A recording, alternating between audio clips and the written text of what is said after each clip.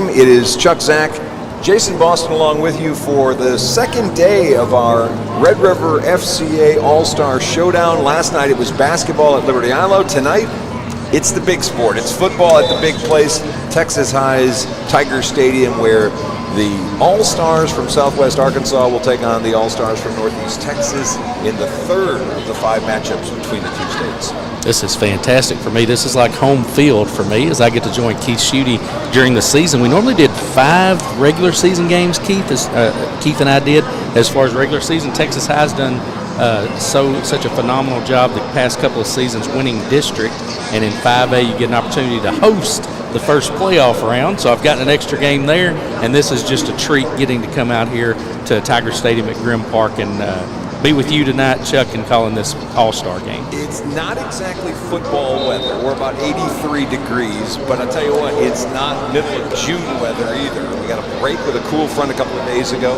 We got out of the mid-90s, got down to the mid-80s, and by the time we get started, and they're probably going well, we're going to be into the mid-upper 70s, and that's not bad for these guys at this time of the year. Not at all. That's what I was about to say. For this time of the year, this is the best we could hope for, I believe, as far as weather conditions go. Well, we're hoping for an excellent football game. We saw a couple of really intriguing basketball games last night. If you're a Texas fan, we want to talk about those. If you're an Arkansas fan, heck yeah, because the girls and guys on the Arkansas side won both of the basketball games last night, and that's fine. But this one's going to hold an awful lot of measure for those Texas guys. They were at the game last night watching their basketball counterparts. We know they're down 0-2. If they lose this one, Arkansas wins this year's series with at least 3 of the 5 wins. Baseball and softball are yet to be played.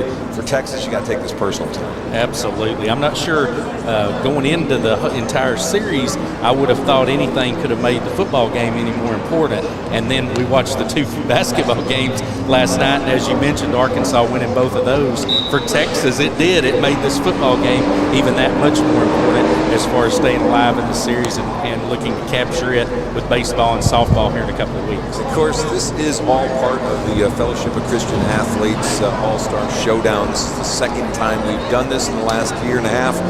Eric Aiken's kind of the mastermind behind what has become a really fun event. And for those who don't know or weren't with us last night for basketball, if it wasn't your thing, the goal here is to give graduating seniors one last chance at getting on the field to play with high school guys like them.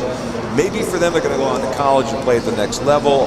Maybe for some of them, they'll never strap the gear on again, and they start having to adult in real life and not get to play games anymore. And for Eric and his staff, this really was a labor of love about trying to get a lot of kids one more chance to get recognized, maybe get looked at one last time, and find some college that may be looking for a lineman or looking for a speed guy, or in the case of right now going on down there, looking for a kicker who maybe didn't get an offer and may get a chance to walk on someplace. That's part of what this is. Absolutely. And for those that were not able to join us last night, I want to pass on just real quick.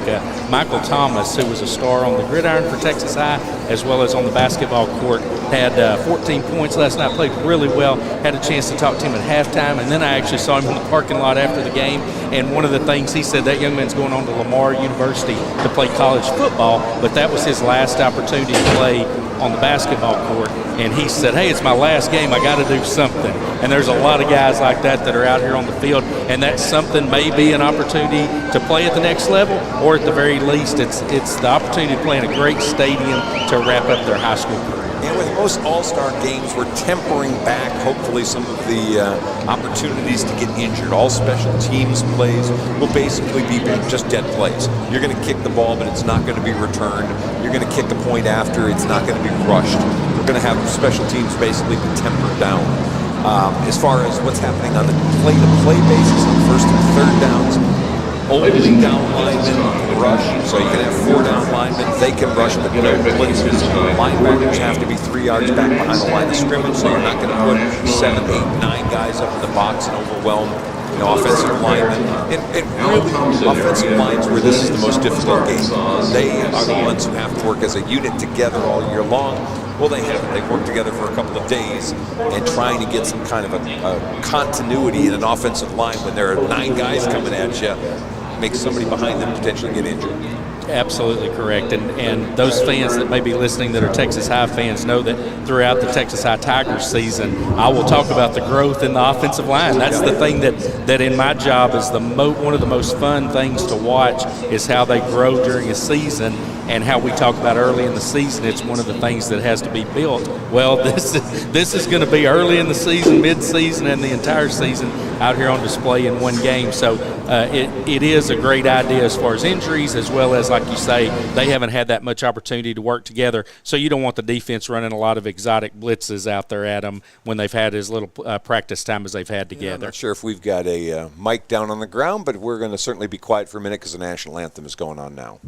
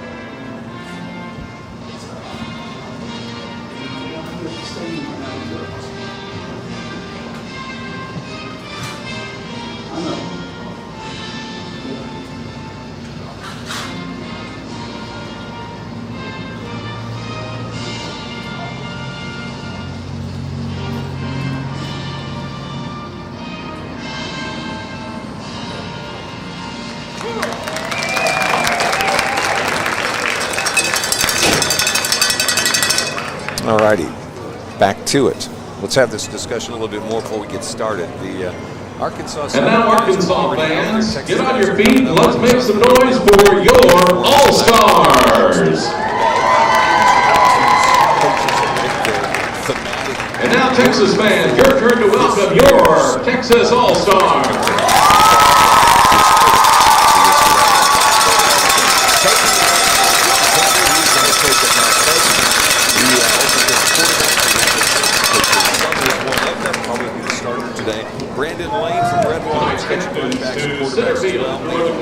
Redwater was helping with the defensive line. David Nelson was the offensive line coach from Dangerfield. Ryan Stanage from Mount Pleasant, along with Jabara Williams from Mount Pleasant and Augie Berend from Mount Pleasant. All were coaching receivers, linebackers, and the secondary. Stan Kimball from Texas High also helping with the secondary. Jason Keeney from Mount Vernon was the offensive line coach. And Avery Nelson and Alex Fellows from Dangerfield and Mount Pleasant were the trainers for Texas High in today's game. On the Arkansas side, it's Hope's coach Philip Turner, who's the head guy. Brian Glass from Prescott's doing running backs. Randy Harvey from Monticello is the secondaries coach.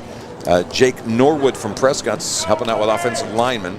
Eric McCaslin is the offensive coordinator and quarterbacks coach. He's from Hope. So is Paul Morrow, who is the defensive coordinator. Mark King, the Magnolia head coach, is taking care of the defensive line. Jerry Littleton from over in Fouke is the wide receivers coach.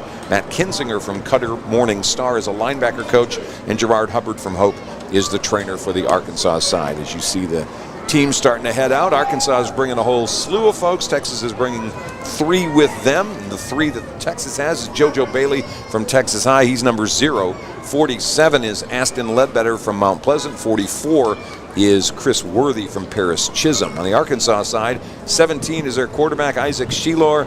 Number 8 is Keith Wells. He's from Monticello. And I believe 36 is the other captain. That's J. Todd Baker from Magnolia. He's the kicker. All right, so we'll wait a second here as they're getting ready to decide the coin flip. We have what looks like a 4-man refereeing crew, officiating crew today. I think that's what I see. Well, let me take that back. 7. We got 7 guys out there. So we got the full complement of officials today. All right, let's get the signal here from the ref. Looks like Arkansas has won. They're going to set to take the ball first. Texas is going to be kicking off from our left. Just a couple of seconds away from kicking off. It's going to be 4 10-minute quarters. And if we have to have overtime, well, then we will. We'll have an overtime. It'll be a possession kind of overtime. So we'll give it a whirl and see how this works. What do you think, Jason Boston? What are you looking I'm for in this kind of thing? excited about. I know. A lot of times you see the skill position players, so it'll be interesting seeing what they look like as far as quarterbacks, running backs, and receivers, as well as I've heard some really good things about some players on defense for both Arkansas and Texas. So I'm excited to see those individuals as well. Little position changes we weren't expecting. We were thinking it was going to be Enrico Rios from Pleasant Grove doing the kicking. He had to beg out of today's game, so instead you're going to get Austin Miller. He's number 14 from Texas High.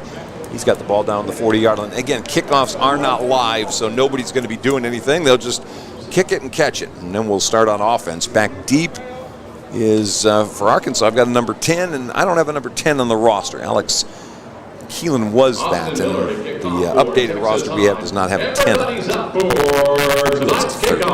A little old and can't see that. Well, that may be Jatoni McGee back deep from Camden Fairview. All right, well, here's Miller's kick.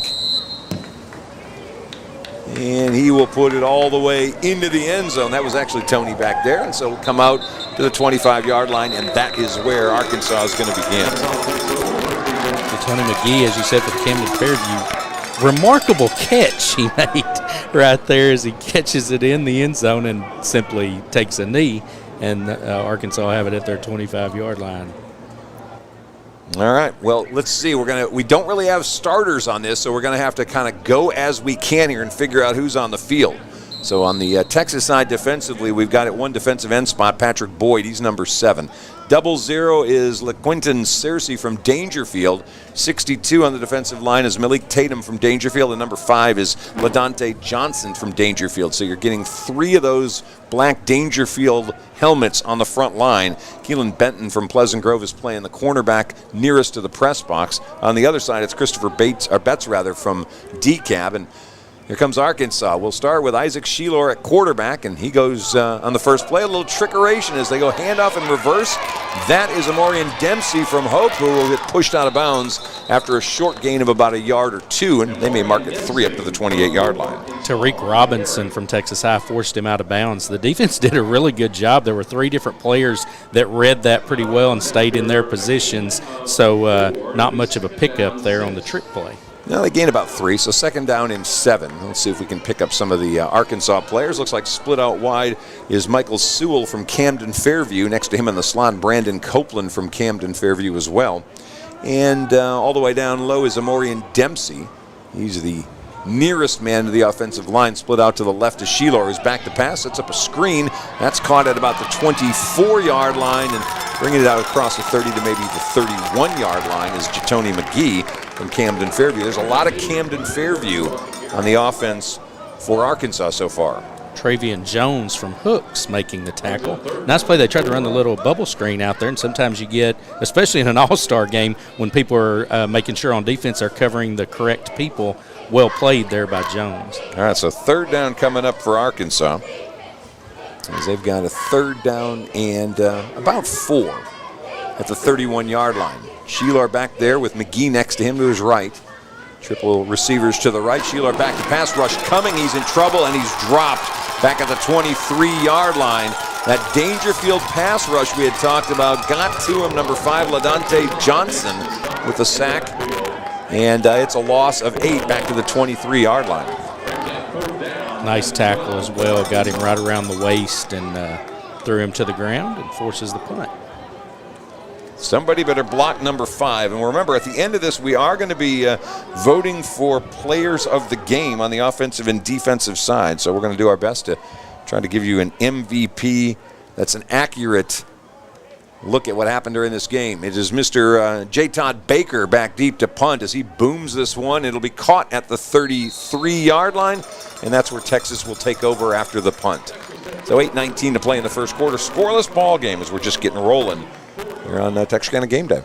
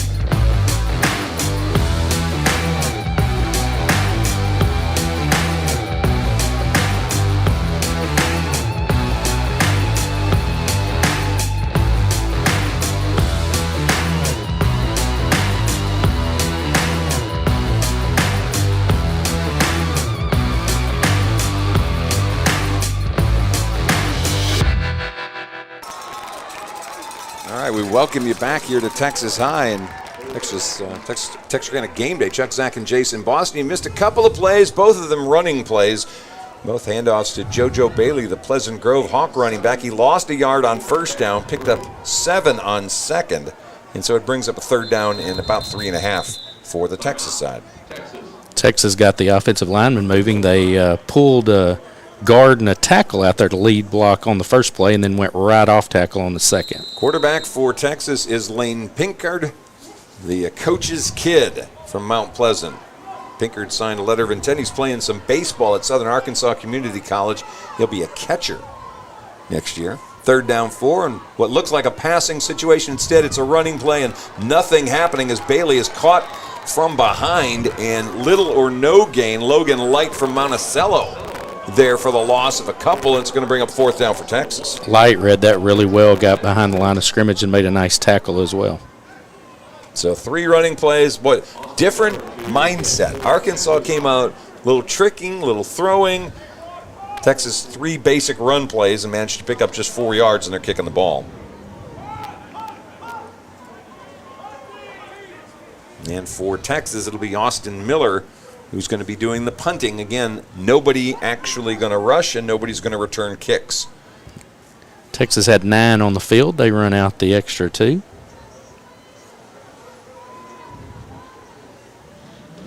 Clock running with 6:12 to play here in the first quarter. Scoreless ball game, 4th down and 6 for Texas. Miller goes down to the squat.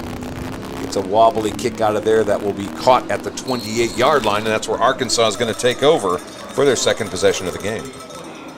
Raquel Williams of El Dorado fielding that punt for the Arkansas side. All right, we're going to keep our eye on to see if we're going to have any changes in position players as we go. Looks like Sheilor is coming back out, the quarterback from Hot Springs for Arkansas. Isaac Sheilor, 5'10", 175-pounder. He is playing with Henderson State. He finished his senior year, 1,612 yards of passing, 12 touchdowns, 10 interceptions. All right, so on the first down play of series number 2, it's a handoff up the middle, a couple of yards for Kejon Booker from Hope. Malik Tatum, the 3rd Dangerfield player to make a tackle here early in the game. He makes the stop. And we'll see, gain of 2-ish maybe. They're putting the ball down at the 31-yard line. So maybe 3 on the play. And it's going to bring up 2nd down and 7.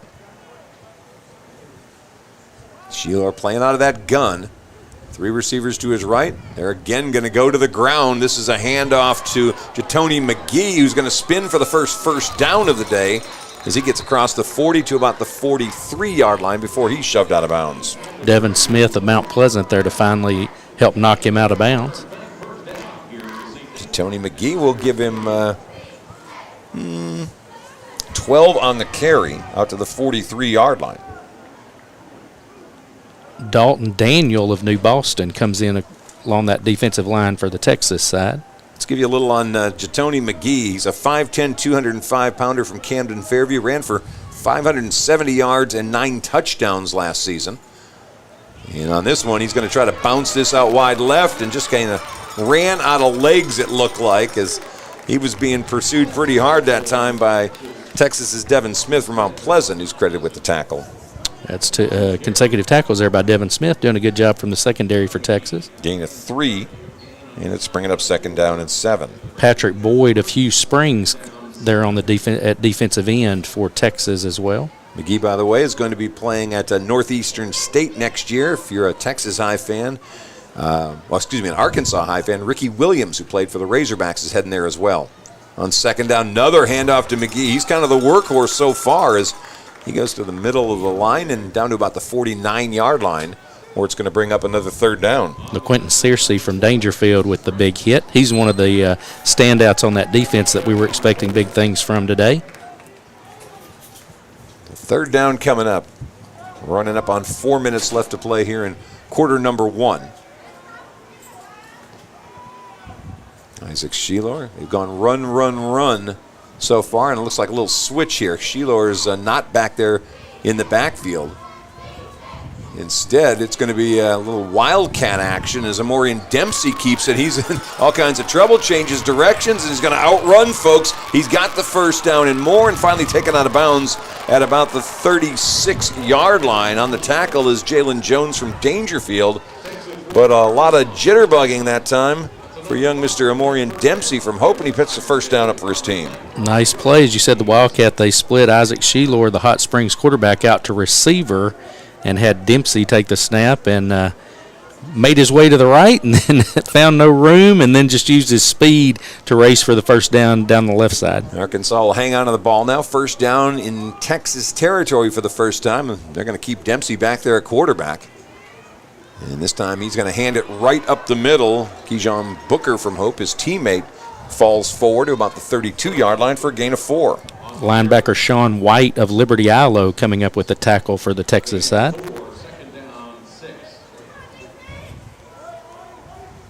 All right, so second down and 6 coming up. Give you a little bit on Amorian Dempsey. A little 3.4 grade point average, 5'10", 160-pounder. He just had 97 carries last year for 1,035 yards and 19 touchdowns. That's better than 10 yards an average. Impressive. First down every time he touched it. Yeah, Sheilor back to pass. Got a little trouble. He falls down back at the 37-yard line. Turf Monster got him back that way as he's trying to scramble away from the pressure that was coming in, and it was being provided by Aaron Jones from Queen City. It'll bring up third down. Yeah, very good pressure there by Jones. Made the quarterback Sheilor try to step up, and then he lost his footing and went down. It's a third down back at the 36-yard line. Makes it third down and 10. Jaden Kelly of Texas High in on defense. Clock down to the last 2:30 of the first quarter. Scoreless ball game. Sheilor back to pass, looking to his left. He's got single coverage over that way, and the ball was a little bit behind his intended target. That was Michael Sewell from Camden Fairview, and it's going to bring up fourth down. Christopher Betts of DeKalb, nice coverage on the play. All right, well, let's see what Arkansas wants to do on 4th and 10 at the 36. And looks like this is going to be a go-for-it situation. The call for Philip Turner, and maybe more importantly for Eric McCaslin as OC. Back to pass goes Sheilor, looking to his right. Got a man down there, ran a wheel route out of the backfield. That's caught and a first down for Arkansas. Keyshawn Booker across the 25-yard line to about the 24. He needed 10, he got 12. Nice play design there by Arkansas. They had trips to the right. They ran those defenders off with the trip set as they all ran go routes, and then brought the back out there on the screen pass and hit him. Nice play. All right, first down Arkansas again. This has been an impressive drive. Converted on 4th and 10. And have opened up the playbook a little bit. We saw reverse on the first play. They've gone wildcat already, and now a little wheel route out of the backfield on 4th and 10. All-Star games are definitely the time to empty out the playbook. Sheilor ready now. He'll hand off back to the ground to McGee, and cannot get away from all of the defenders. He had a handful of them there. He made some pretty nice moves, but Patrick Boyd and Tyreek Robinson over there managed to corral him and bring him down after just a short game. We'll say maybe 2. And it's going to bring up second down and 8. Yes, Boyd from Hugh Springs got just enough of his foot to bring him to the turf. Nice run, though, there by McGee. Trying to make something out of not much. You can see what a load he is to bring down. And you can see where both defenders went low. They didn't want to deal with him up high. No doubt about that. Second down and 8, 22-yard line. In the backfield is Keith Wells from Monticello. They'll hand up. Nope, faking the handoff instead. Through the hands of the intended target, intercepted. We're going the other way, and this may be going to the house. Interception for Texas. It is 41, Travion Jones from Hooks, who's going to go all the way to the end zone and complete the 80-yard interception return for the touchdown. We got our first score in our All-Star Challenge. Nice play by Jones. Ball got tipped up in the air. He did a good job corralling that, and then he got one block that took care of the quarterback, and then he did an outstanding job running it the rest of the way back. Hornets in the house, 6-0 Texas. good play design by Arkansas. I know that sounds weird because of the result, but they did a good job faking to the back and then pop up and hit that end as they cut across. Unfortunately, it went through his hands, and Jones makes the interception and the long run back. All right, point after try. Austin Miller holding for him. Lane Pinkard. Of course, there's no rush on this. Kick is up on the way. It is good. 7-0 Texas with 56 seconds left to play in this first quarter of action. We're going to take a timeout here on Texarkana Game Day.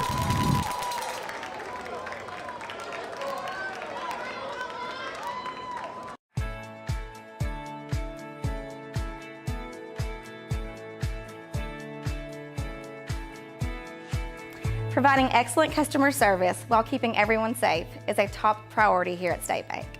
We are making your banking experience safer and easier with our new curbside banking program. Almost anything you need to do inside the branch can now be accomplished with curbside banking.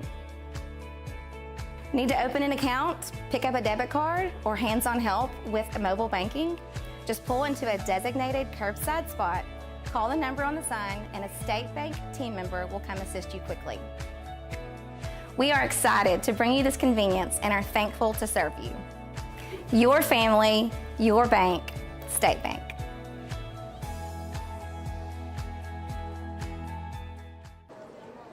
Welcome back. How about a little excitement from the Texas side defense? They bent but did not break and got the first break of the game as Travion Jones gives Texas the 7-0 lead on the long interception return, and Arkansas is going to start back at the 25-yard line. Even though we had the kick down short, it's not going to matter. It's still going to come out to the 25, where they'll start yet another possession with 53 seconds left to play in this first quarter. And we just talked about what an excellent job the offense had been doing, which they did driving down the field. So they're anxious to get back out there and try to take care of the ball a little better this time. They were doing a good job eating up the yardage on that drive, and unfortunately for the Arkansas side, resulted in the turnover and the pick six. And this is one of the all-star things. Quarterbacks and receivers have a certain timing. They know when the ball's coming. They know at the velocity it's coming. They've got all that down, and then all of a sudden it's somebody else throwing to them. And you just don't have that same kind of efficiency you have when you're playing with somebody all the time. And that route and that throw are all about timing on that play. And Arkansas going back to empty backfield. Amorian Dempsey back there, and he's going to keep it himself on the Wildcat, and not much. Texas is starting to sniff that out after a gain of short, maybe a yard, and that is all. And on the tackle that time for Texas, that's Nick Chappelle from Mount Pleasant. Keaton Decker of Mount Vernon also there to help out. So it'll bring up second down and about 9, maybe 8 if they gave it. 8, we'll say, to the 27-yard line. Dempsey again, going to keep it himself. He's trying to get away and manages to rip out of the grasp of LaDonte Johnson. Now he's given up a bunch of turf and finally bails at the 19-yard line. Before 32, Dalton Daniel had a chance to get him. You can see with that that New Boston helmet on. And that'll be a loss all the way back to the 19-yard line. It'll be the last play of the first quarter as we hear the little whistle blow. We'll take the break. 7-0 Texas with the lead. We'll come back for the second quarter when we return here on Game Day.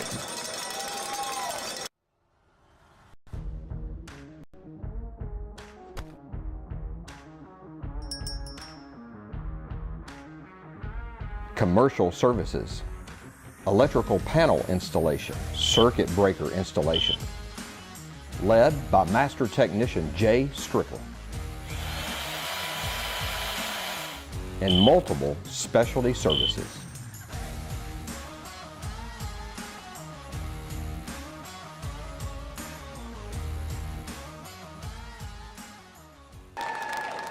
Well, statistically, that was the first quarter that favored Arkansas. They held the ball for 14 plays. They managed to pick up 43 yards and marched up the field a little bit. Texas has no first downs, had only 3 offensive plays, and lead 7-0. It's a weird game. It really is, and always turnovers are the key. Whether it's a playoff game or an all-star game that come into play, and it has here in the first quarter of today's game. And while we don't have a band here today, we definitely have cheerleaders. We saw them in the basketball games last night. They did a great job last night.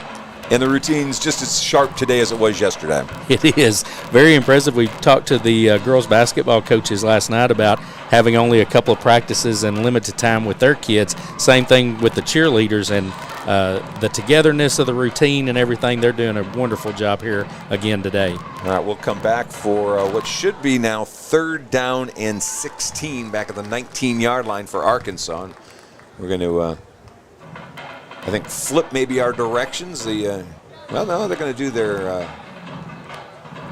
going up stuff now. I don't know, whatever you want to call that. Yes. Elevating. So you can tell my lack of cheerleading and not having a daughter who was a cheerleader. Her daughter who was a volleyball player. I'm in the same boat. Really good play there on that final play of the first quarter by LaDante Johnson's from Dangerfield's actually the defensive end who read the play so well, and then that forced the quarterback back to other defenders who were eventually able to make the stop. And while Johnson doesn't get any credit for a tackle, he blew the play up. He did, absolutely. And so far, other than the interception, he's probably been the most impressive defensive player. I would agree. Even when he hasn't been credited with a tackle, and he does have a couple of those, he's really disrupted the backfield for Arkansas. Yeah. Johnson, 109 tackles this past year for Dangerfield, had 9 sacks and 24 tackles for a loss. It's a pretty good year. Of course, Dangerfield, another one of those deep runs in the playoffs that we typically expect from that program. Those of us who are old will go back to 1983 and say there's never been a better football team in the state of Texas. Never. All right, on 3rd down, Sheilor back to pass. Here comes that man Johnson. Pressure. Sheilor gets rid of it, and it's in and out of the hands of his intended target. That's Blake McClelland, his actual teammate from Hot Springs. It'll bring up 4th down. Keaton Decker of Mount Vernon there in the coverage.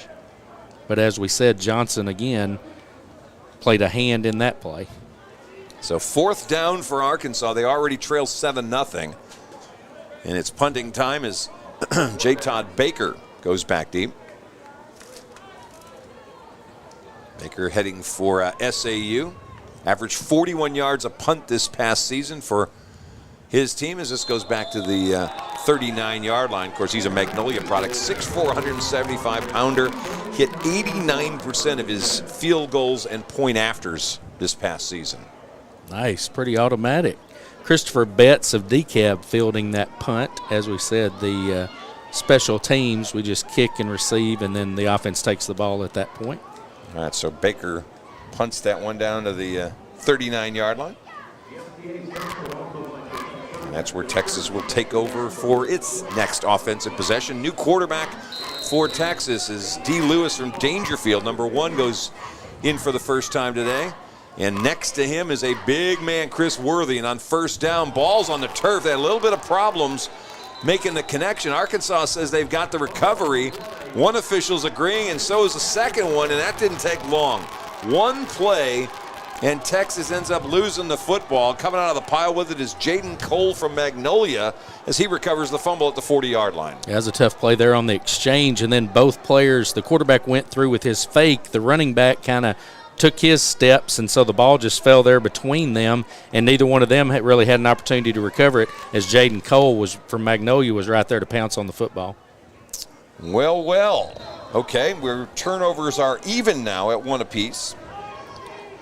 In a normal game, a lot of times, especially in this field position, you'll see the offense take a big shot going up top, and nothing I've seen Arkansas do in the first quarter would make me think they wouldn't do that. So we might be looking for a big play here, Chet. All right, 1st down and 10, 40-yard line. Arkansas back with the ball. Sheilor back at quarterback, handing off to McGee up the middle. Boy, he got a hit right at the line of scrimmage and managed to fall forward. First guy to hit him is Alex De La Cruz, another Dangerfield product, linebacker, who got there first, 5'11", 190-pounder. Yeah, really nice play there by De La Cruz. Patrick Boyd from Hugh Springs was also there to help bring the running back down. Gain of about 3.5, so it brings up 2nd down and 7 for Arkansas. McGee still in the game in the backfield with Sheilor, as we start the 2nd quarter, 9 minutes to play in the quarter. And back to the ground to McGee. Boy, sweeps left, makes a great move, and is bumped out of bounds at about the 12-yard line. Impressive run for McGee, first down for Arkansas. Really well blocked. They had Keith Wells Jr. of Monticello had lined up at the wing. He ran out there and looked for somebody to block, and Chuck, there was nobody for him to block. So really big run there by Jatoni McGee. As Arkansas looks to capitalize on a turnover, as Texas did in the first quarter. McGee stepped out of bounds at the 15-yard line, so we'll mark him back a couple of yards. And we'll get McGee out of the backfield now. In the backfield, Kayjon Booker from Hope. He's number 2. And he's going to get the handoff here on first down right up the middle, and he'll squeeze his way to about the 12, 13-yard line. Well, a little late contact going on. The block from Jordan Light of Monticello lit up one of the Texas side defenders who wanted to go after him. That was 52. That's Aaron Jones from Queen City. We'll see if Jones is going to be reminded this is an FCA football game, Yes. guys. We don't want to have a brawl in the middle of one of these. He was about to leave the field, and the official wanted to have a quick chat with him, and now Jones will leave the field. Patrick Boyd of Hugh Springs made the tackle for Texas. There was a gain of 2 on the play. It'll bring up second down and 8. Clock rolling at 8.5 to play here in the first half. You want to do cooler heads prevail kind of thing, but Jones was intent on malicious intent. Maybe that's the way I want to put that. All right, second down and 8. Back to McGee and back to that sweep to the left. And this time Texas side does a good job reading it. McGee, though, won't go down and finally gang tackled at about the 12-yard line. A lot of effort by Mr. McGee. Sean White of Liberty Ilo in there on the tackle. And it's going to bring up third down. Gain of just a yard on the play. It'll become 3rd and 7. Nice job there by the Texas defense. They had several defenders joining White to help on that tackle. Arkansas has been successful on the ground. They haven't done great throwing the football. Sheeler had the one wheel route that was successful, but of course they also have an interception. It's part of throwing the football. We'll go back to the old Woody Hayes, Bo Schembechler. 3 things happen when you throw it, and 2 of them aren't usually good. Looks like we're going to have a timeout on the field. We'll take it with 7:31 to play in the first half. 7-0 Texas with the lead. Quick break. We'll come right back to Texarkana Game Day. A strong work ethic takes pride in a job well done. This is the kind of person you need. Express Employment Professionals can help because we understand what it takes to hire good people. It takes real people, real interviews. We find good people, matching the right skills for the right jobs. Express knows jobs. Get to know Express.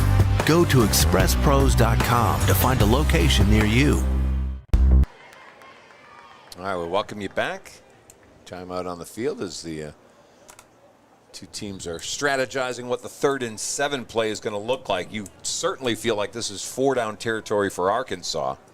They have moved the ball pretty smartly up and down the field on Texas, but don't have any points to show for it just yet. Absolutely, and 7 may be a little much for them to pick up on 1 run, but doesn't seem like much for them to take the 2 runs and pick it up for a first down. 3rd down, a little bit of that offensive line. Looks like at right tackle, Dalton Moore from, I say Dalton Moore, I think I may be Greg Burton from Hope over there. 52 is his number. 3rd down, 7. Sheelar back to pass, throwing one up for the end zone. Little contact over there, and you can see Tyzan Jones from Hope calling for a flag. He thought he was grabbed, and he probably was right, but the official over there doesn't agree, and so it's going to be 4th down. And, of course, after I said they'd probably run it twice, they throw it into the end zone. Of course they do. On the coverage over there is, I believe that was, let's see, it's Devin Smith from Mount Pleasant over there on the coverage. Smith has had quite a bit of action in both the run game and there in the pass. So while we said it may be 4-down territory, I think it was if you pick up some of it. If you don't, well, the answer is probably not. So here's J. Todd Baker from Magnolia for the field goal attempt. This is going to be put down at about the 19-yard line. So we're talking about a 29-yard field goal, and the kick is good. So a guy who, as we said, hit 80 or 90 rather plus % of his kicks during his senior year in high school last year, 89% of his field goals and point afters. He hits that one from 29 yards away, And Arkansas is on the board with 7:25 left to play in this first half. We'll just stay here. We'll stay here during this break. So we've had 10 points scored in the game, and all 10 points have come as a result of turnovers by the opponent. Texas obviously took advantage of theirs immediately with Travion Jones returning it 80-plus yards for a touchdown. And now Arkansas recovers the fumble and ends up settling for the field goal. All right, well, again, we'll have everybody standing. Ball's going to just come back to the 25-yard line. They're not going to return this, so Texas will take it over again. The last time they had the football, they put the ball on the ground as they had two new guys back in the backfield. New quarterback in D. Lewis, new running back in Chris Worthy, and they just didn't connect on the same page.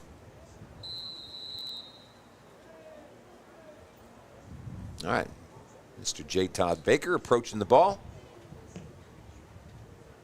And I would say that's a pretty effective kick. As he puts that about 5 yards in the middle of the end zone, and it'll come out to the 25-yard line. 7:25 left to play in this one.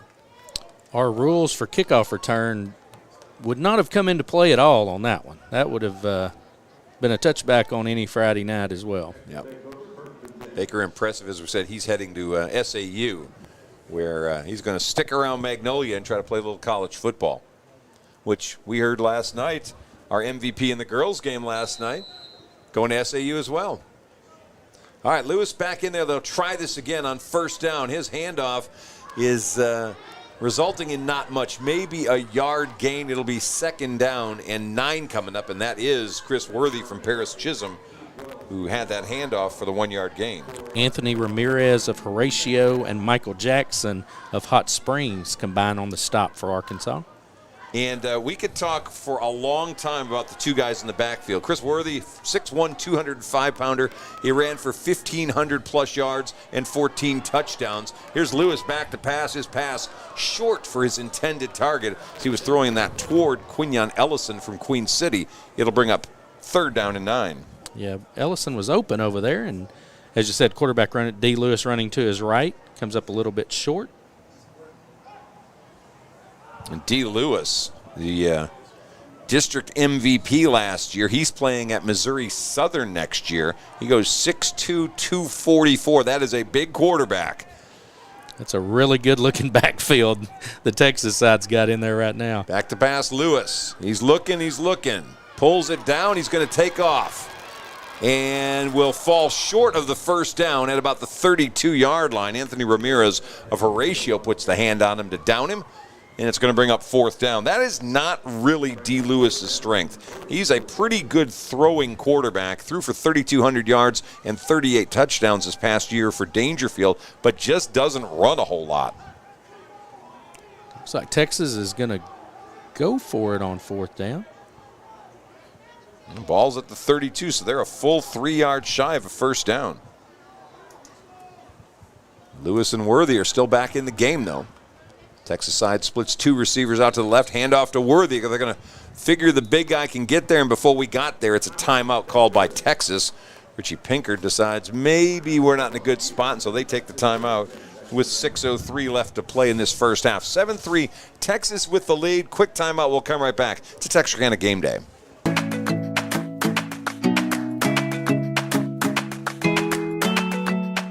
If you're thinking of building or remodeling, start your project with Red River Lumber and the Design Center. Our full-line lumber yards are stocked with the building materials you need for your project. The Design Center offers doors and windows, flooring, cabinetry, countertops, appliances, and more. And our team will help guide your project every step of the way. Take advantage of our custom kitchen design service. We'll help visualize your project with a 3D rendering of how your new space will look. Red River Lumber and the Design Center is proud to be a Day One sponsor of Texarkana Game Day.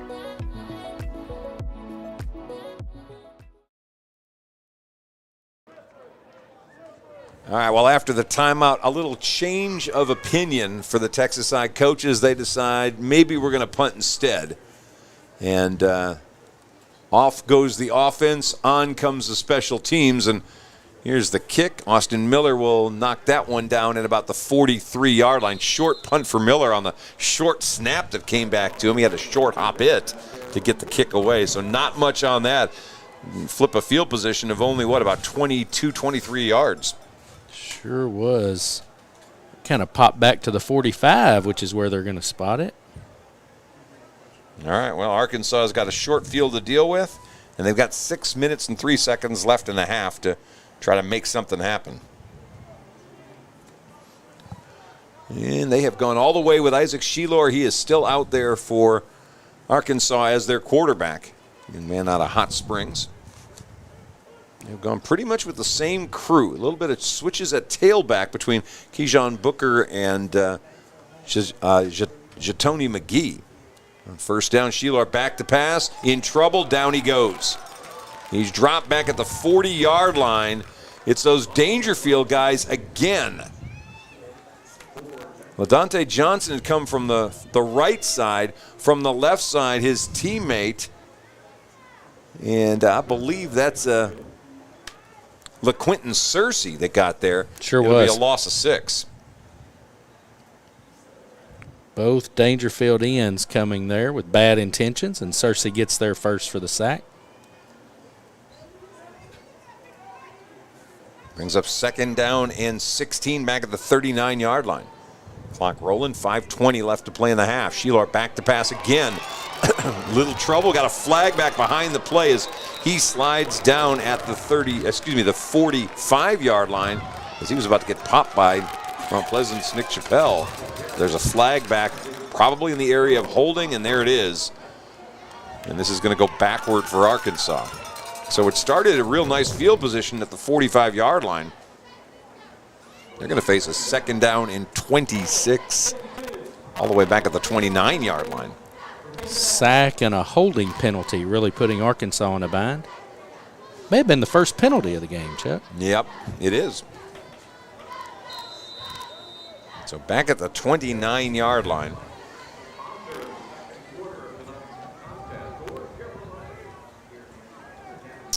Arkansas, which had shown some depth in the playbook, is going to have to come up with something now. They're way behind the chains. First down or second down, they'll hand off to McGee. He cannot escape that Dangerfield strongman, LaDonte Johnson, who's making a real bid for the player of the game. That's going to be another loss back at the 26-yard line, so they lost 3 more on the play. Johnson held him up, and then his high school teammate from Dangerfield, Malik Tatum, finishes off the tackle for Texas. That's going to bring up third down and a long amount. About 28 to go back at the 27-yard line.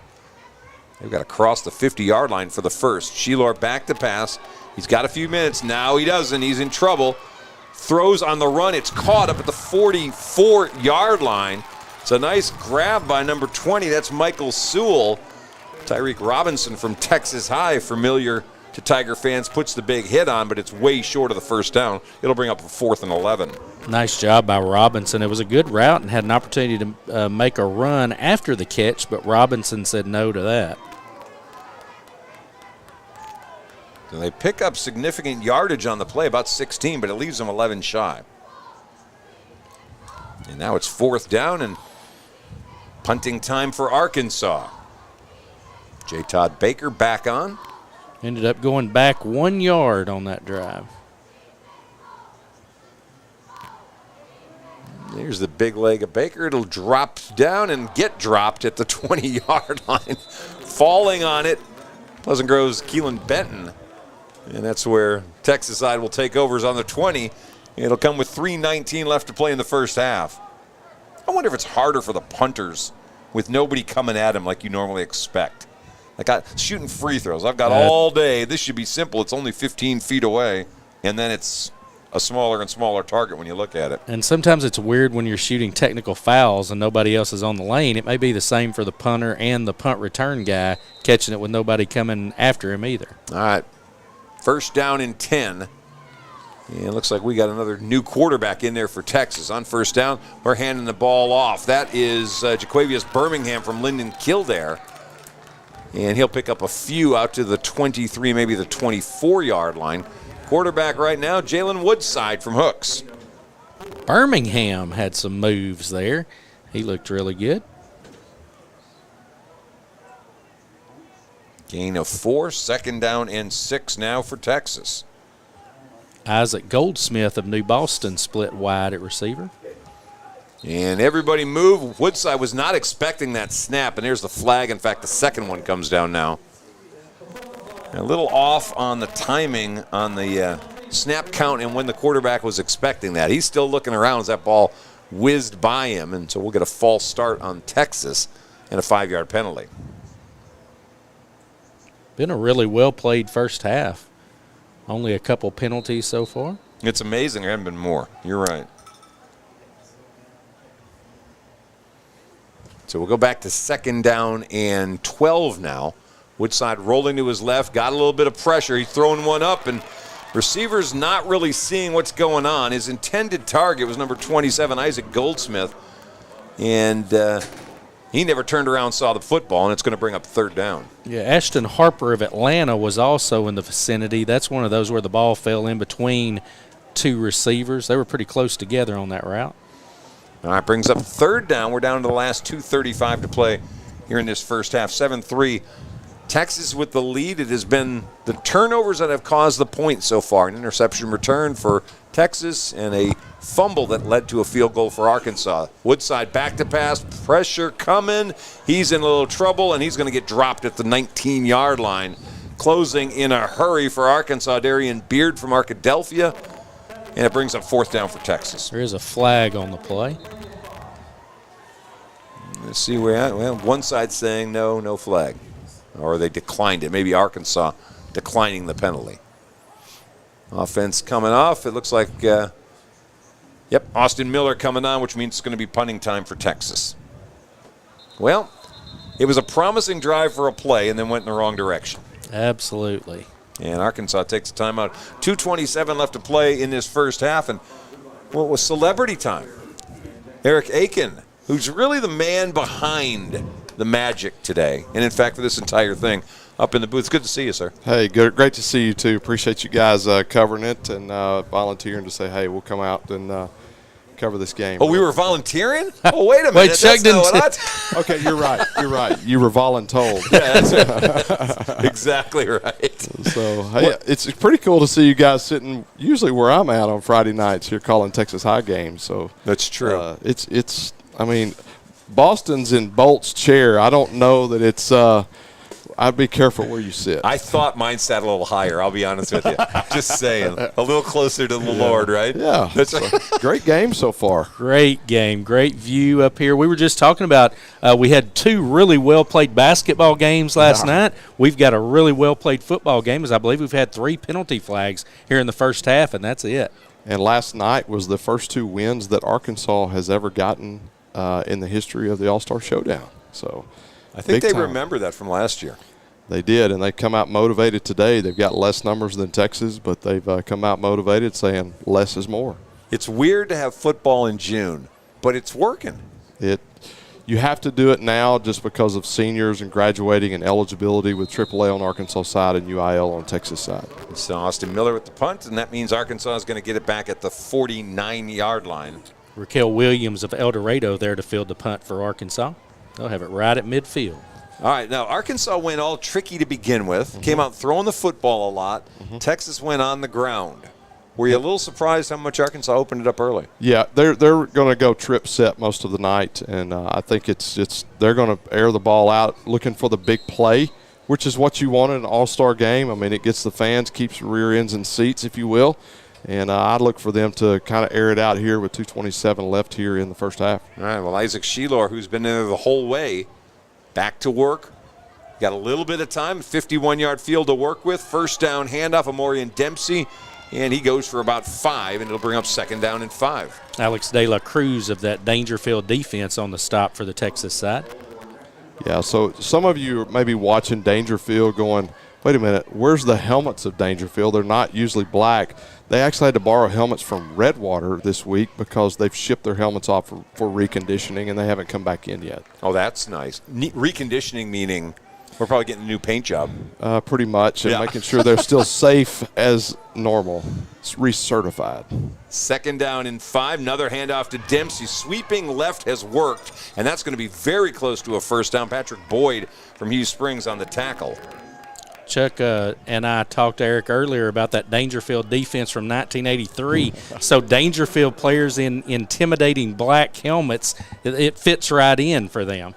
You know, I would love to see that happen in Dangerfield. Get away from the white helmets and go black. And I'm just telling you, it would look pretty cool down there in Tigerland. But the tradition, as you know, runs very, very deep. And if you don't win a state championship, you have not had a successful season, in their opinion. Good luck trying to change the helmet, by the way. Here you go on 3rd down and 1. That's a handoff again to Dempsey. Squirts through across the 40 for a first down for Arkansas as the clock keeps rolling down to a minute left to play in this first half. De La Cruz there again to trip him up. It's going to be a timeout, Arkansas.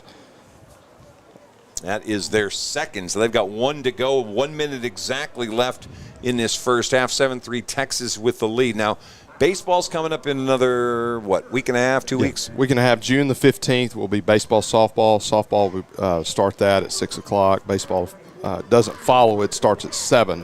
You really can't wait for softball to be over. If it were to go to extra innings, we could be there till 2 o'clock in the morning. So, but it's going to be a great night of baseball and softball. Really excited about that. Got great coaches this year, and as always, it'll be fun. Well, you added a component this year that wasn't here before. Yep, we added cheer this year and have had a great response. Really this year I talked to Coach Droddy, Lisa Droddy from Queen City, as well as Jody Westfall from Taylor, Arkansas.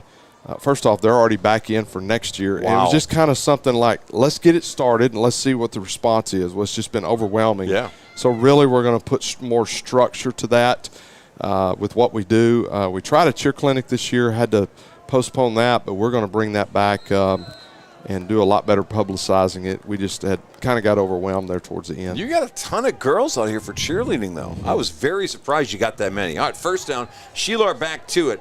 This is going to be a little toss out to the flat. Caught, but not much. Texas does a nice job closing on Brandon Copeland from Camden Fairview.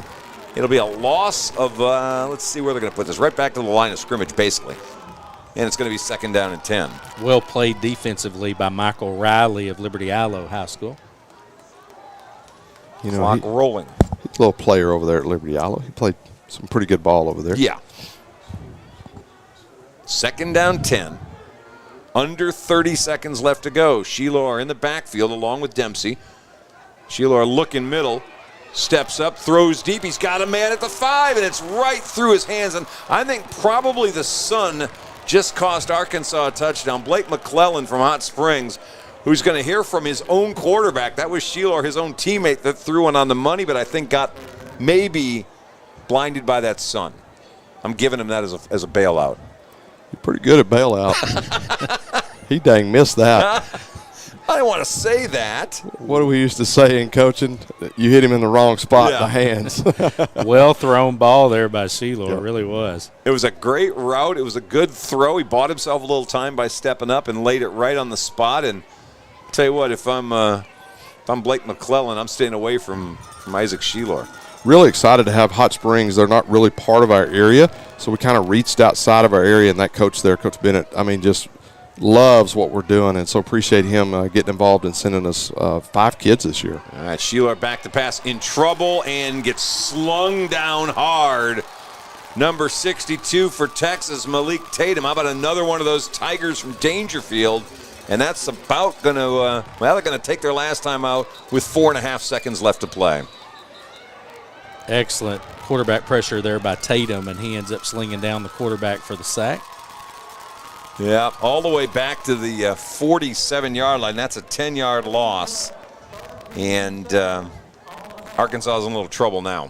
That always gets the defense fired up, and especially if you go immediately into a timeout, you get to celebrate it a little bit more. Dangerfield guys are they're serious. I don't think they've taken a play off. That defensive line.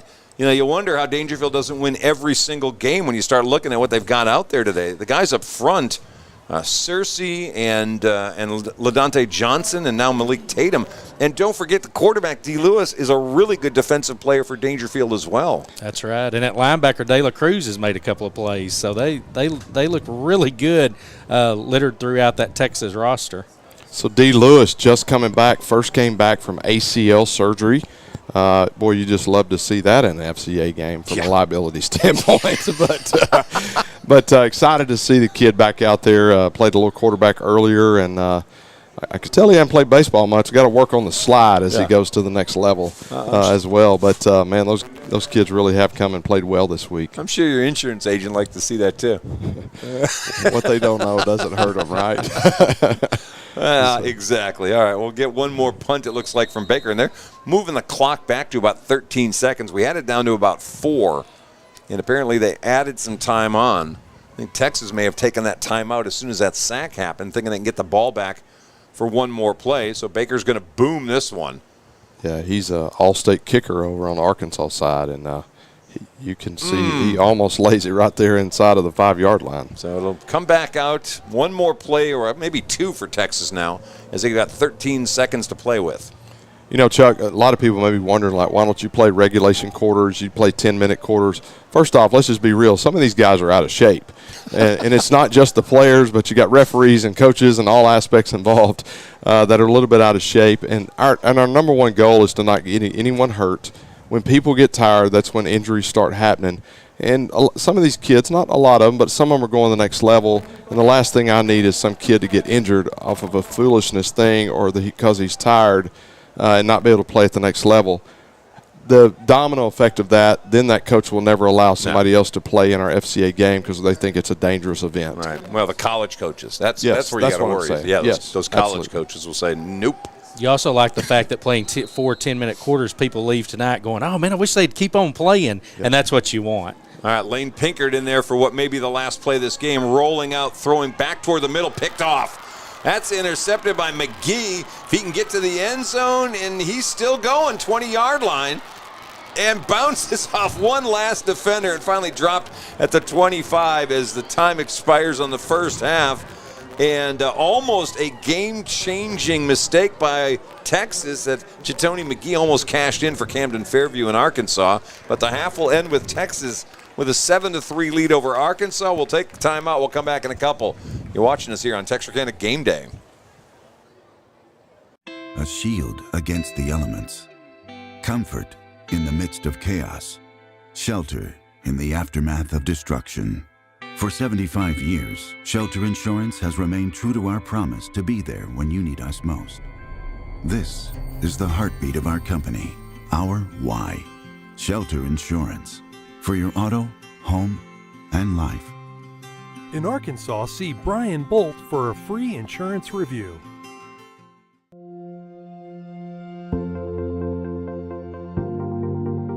We are excited to announce here at Texarkana Emergency Center and Hospital that we have expanded our capabilities to better serve our community. As a hospital, we have the capability for inpatient services. After your outstanding emergency care, we can smoothly transition you into one of our new inpatient rooms that have telemetry monitors in every room to continue your concierge medicine care. While our patients continue receiving their care in their inpatient suites, we also make sure that your loved ones are taken care of with our outstanding facilities. Our added services include a procedure room and also the capability of MRIs. With our imaging, we are able to offer outpatient, inpatient, and emergency room, MRI, CT, ultrasound, and X-ray. We are honored by your support and look forward to serving all your future medical needs.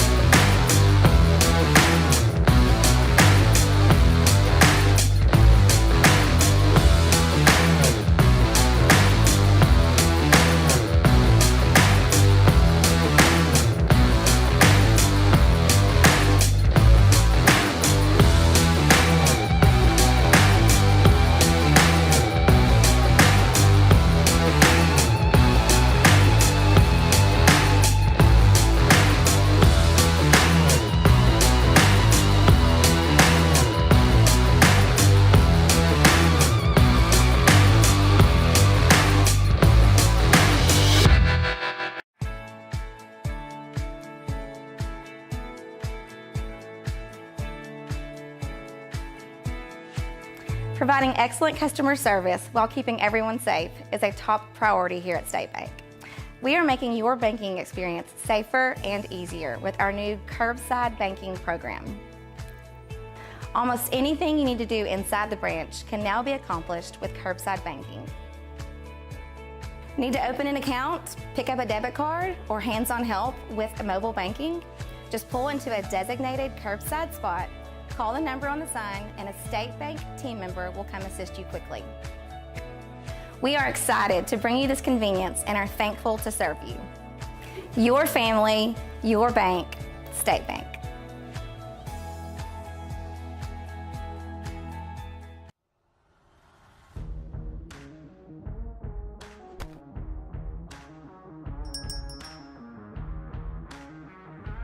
Commercial services, electrical panel installation, circuit breaker installation, led by Master Technician Jay Strickland, and multiple specialty services.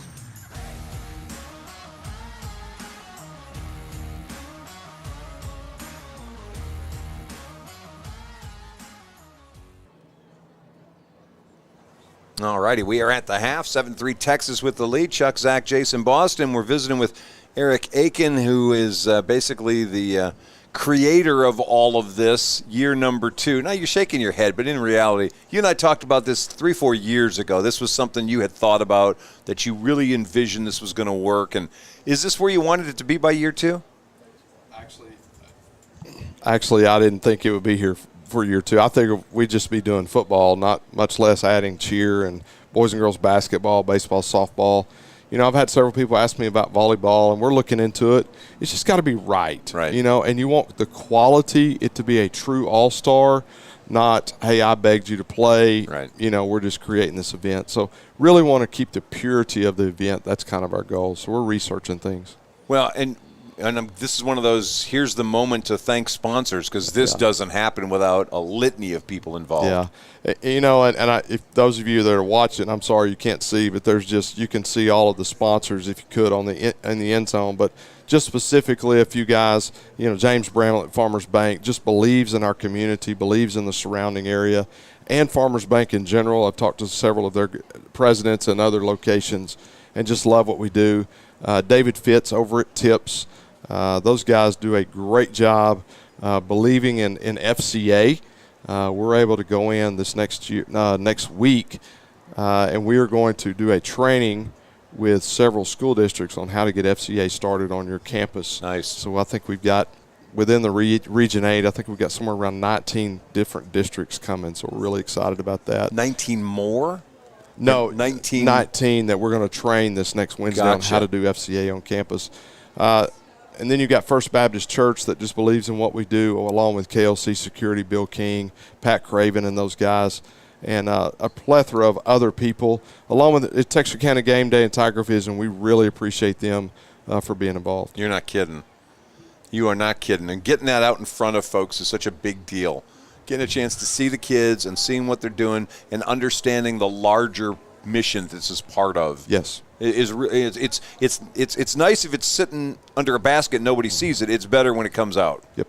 Eric, a couple of things. Talking to Coach Moats and other Coach Butler from last night, and they expressed to me how enjoyable it was to witness to the players and kind of talk about that. Sure. Talk a little bit about that, if you would. Yeah, so, you know, in the school environment, as you know, being a former coach, well, you're still a coach. You'll always be a coach. But being in the school environment, you have to be cautious. And you can't – there's just certain things you can't say unless you're asked. I mean, there's laws and separation of church and state. In this venue, you can share more freely. And with those coaches, it's really exciting for them to have that freedom to share their faith with these athletes. Because here's the deal. Some of these kids, this is the last time that it'll be organized like this. It's the last time they play as a high school player. And they're going, or any type of playing other than intramurals at college or something like that. It's their last opportunity. And so our goal is to reach these kids, have one last opportunity to reach them. And that was a fun night because both of those coaches have retired and got one more shot to win a game. Yes. Moats saw me after the game in the lobby, and she was like, I'm not happy. And I said, but it was in Jesus' name. And she just kind of chuckled. She said, I'm still not happy. She joined us in the post game and said the same thing, did not like to lose. Also, just to piggyback on that, if you would, on the back of each team's jersey, all 4 basketball teams last night, both football teams tonight, they have a word, and it's been a different word for each team. Talk a little bit about that as well. So there's a book out called One Word That Will Change Your Life. And it's instead of making a New Year's resolution of what you want to do, it's one of these things, who does God want me to be? And so every year for our family, for me personally and my wife and my kids, we pick a word. And my word is faith. And it's hard to get away from that word because that's just kind of who I am. So for these 2 teams, for Arkansas, it's love. Coach Turner picked love, talking about love your neighbor as yourself, loving God, loving people.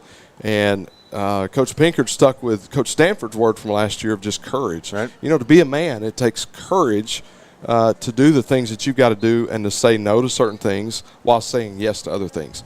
So these 2 men, that's the word that they picked. Each coach gets to do that, and that's the focus that they spend, whether it's the day with their team or for these guys 3 days. I've got my word. What is it? It's pizza. Can that be mine? Can I have that at the back of my shirt? Sure. I will make you a shirt that says pizza. Just saying. Love pizza. I guess it covers everything, doesn't it? Yeah.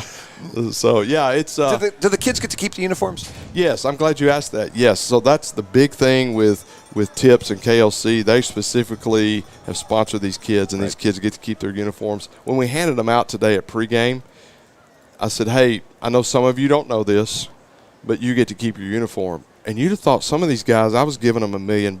They thought they were going to have to turn their uniform back in. I mean, they're so excited to be able to do that. And so, of course, I made the statement, if you come to the parent meeting and media day, you would have already known that. But so you knew who wasn't there. So, ouch. Yeah. So, but, man, it's just been this is a fun event. It's a lot, but it's fun. If you're watching at home and you got a non-senior who's about to be a senior and you're interested, how do I get my son or daughter involved in this? Well, first off, you got to be in good standing with the community. You've got to be walking the stage your senior year. So for these kids, it's 22, next year 23, and so forth. And so those are the 2 big things. And then you've got to be able to play on the field. I mean, there's that part of it. That's the 3rd piece of it. You got to pass the first 2. Honestly, Chuck, you don't have to be a believer. You don't have to be in those things, but we're going to share our faith while you're here.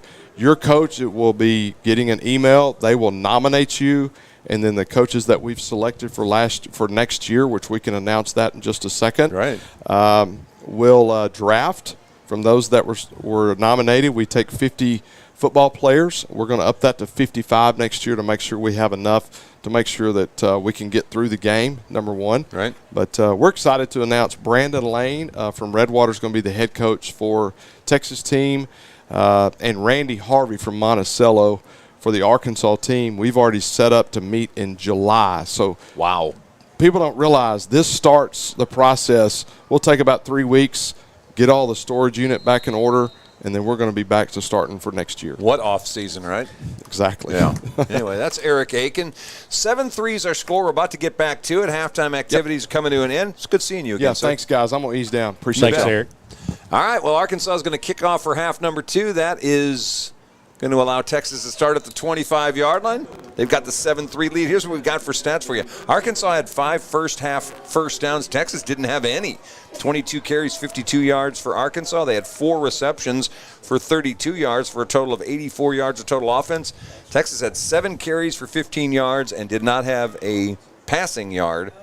They were 0 for 3 throwing the football. So a dominating offensive first half in comparison for Arkansas to Texas, but they trail on the scoreboard 7-3. So no passing yards and no first downs for Texas. Is that correct? And lead at the half. Not sure I've been able to relay that stat before. Yeah, no kidding.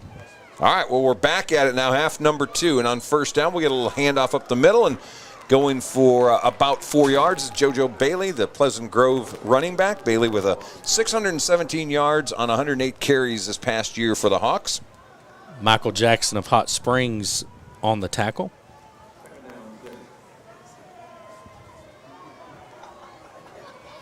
They'll have a second down and about 6 to go.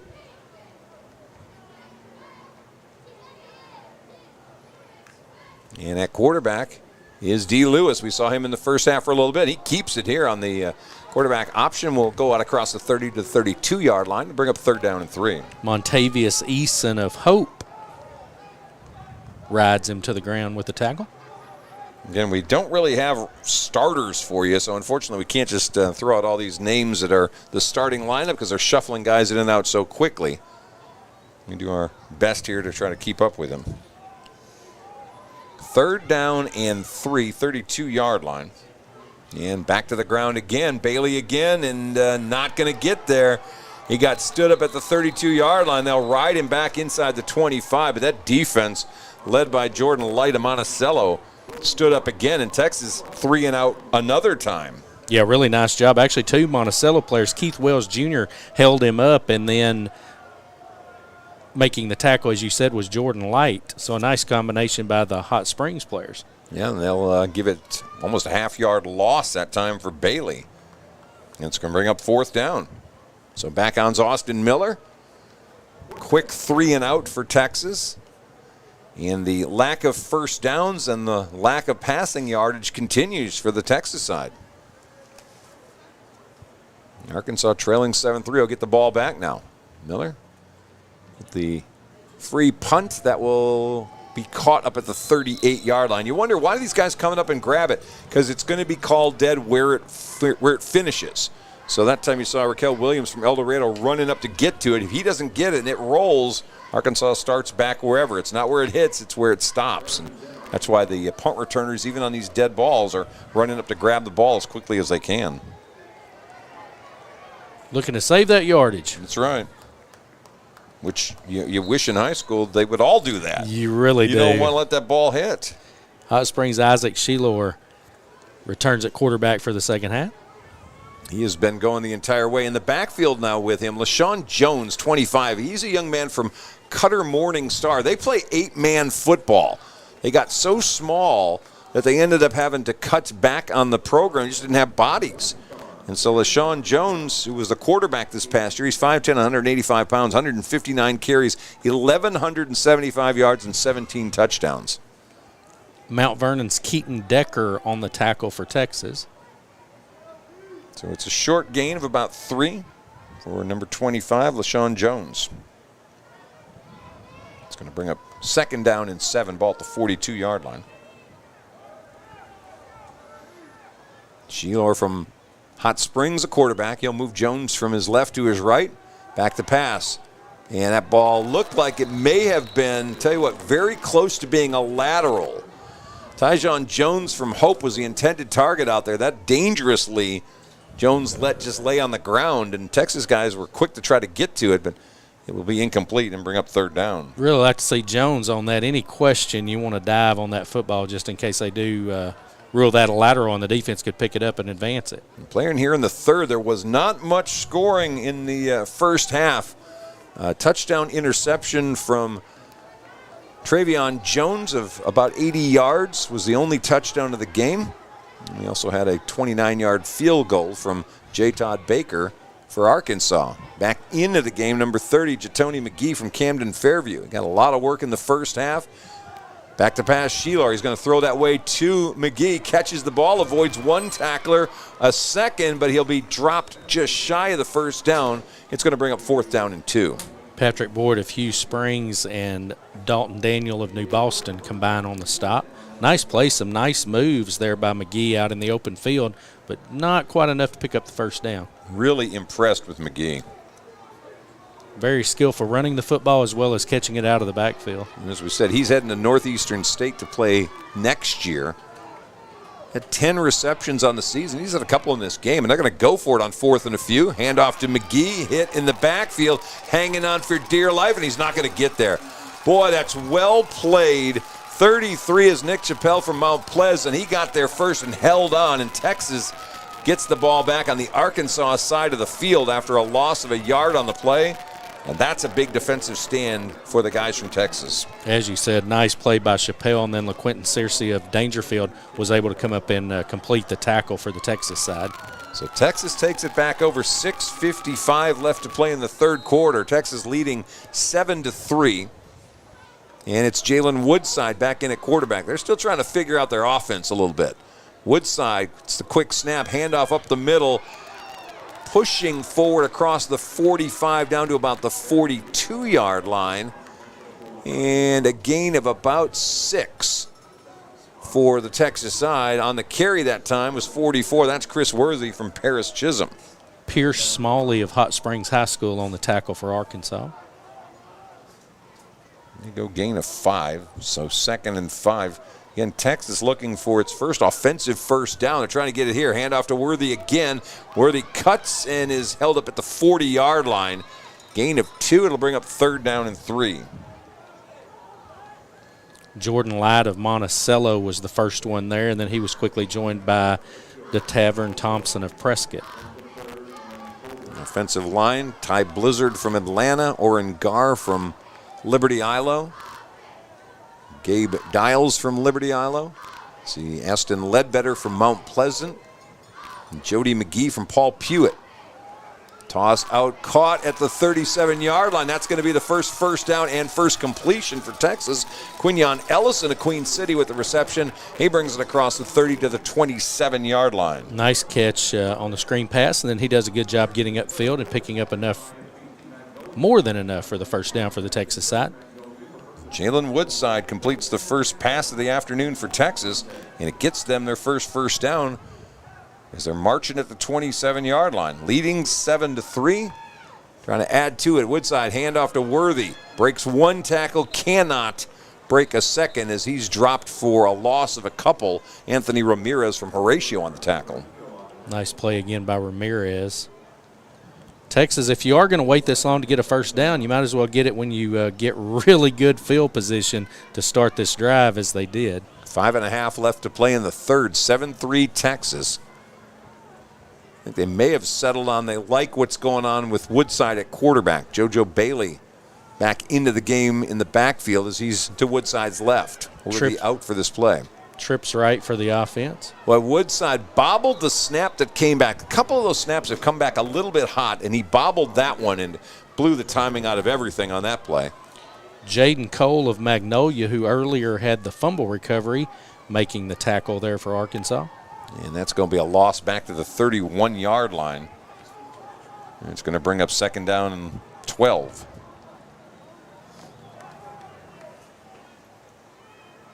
In the slot, Lane Pickard, who's in there playing receiver right now, looks like.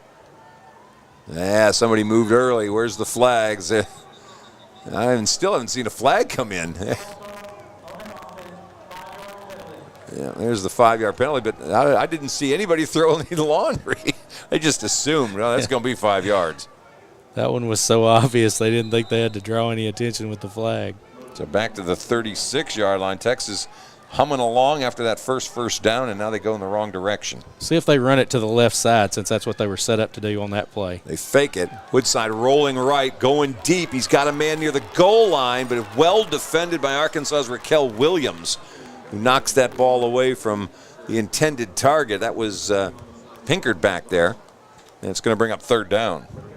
Try to go quarterback to quarterback there, as Pinkard's gone to receiver with Woodside at quarterback. Woodside, the young man from Hooks. And Texas will punt here on 4th and quite a bit. We got another celebrity. We're going to stick him on the air with us. I'll tell you what, when you get big celebrities, you don't pass up having them on. No doubt about it. I love the celebrities. Matthew, how are you? I'm sorry, Chuck. I'm sorry, Chuck. I didn't mean to interrupt y'all. They're going to kick a field goal. Yeah, here. Austin Miller coming on for what looks like a long field goal attempt. Sean White didn't realize he needed to be out there for the kick team. We got to have 11 guys. This is going to be long. 53-yard attempt. Why not? And just a little bit wide. Good shot by Miller, who almost put in one from a different zip code, but just misses the field goal. Matt Fry stepping in. Nice to see you, sir. Nice to see you, too. That a lot closer than you would expect from a high school. No kidding. From 53 yards away. What do you think, my friend? Man, what an awesome environment. You know, last year started this for the first time, got a little questionable weather to start the day, but, man, this week has been great. We've had these kiddos here all week long. It's been a really good time, and what a fun environment. Getting to play football in June doesn't happen very much, right? The old June football game. But, man, what a great time, and good for all these kiddos out here. No question. Isaac Sheeler back at quarterback. Now 7-3 score. Toss out into the flat. That one's caught. Couple yards. That's all she wrote, down to about the 37, 38, 9-yard line. Short pickup for Arkansas. On the catch that time, 23, is Brandon Copeland from Camden Fairview. You were at the basketball games last night doing the PA. What a great environment last night. Man, the gym over at the Raider Dome was packed. That's always a great venue, but the crowd was really into it. You had two really exciting games. The boys' game stretched out right there at the end to become a 20-point game, but having the crowd into it like that, it was an awesome environment for basketball and a lot of exciting games. No question. Handoff on 2nd down and 7 right up the middle to Keyshawn Booker for a couple. It's going to bring up 3rd down and about 4 or 5. We've added cheer this year. We were talking a little bit ago to Eric, and he said, hey, there's some pressure on to do volleyball. Yep. I don't know about volleyball or not, but what do you think?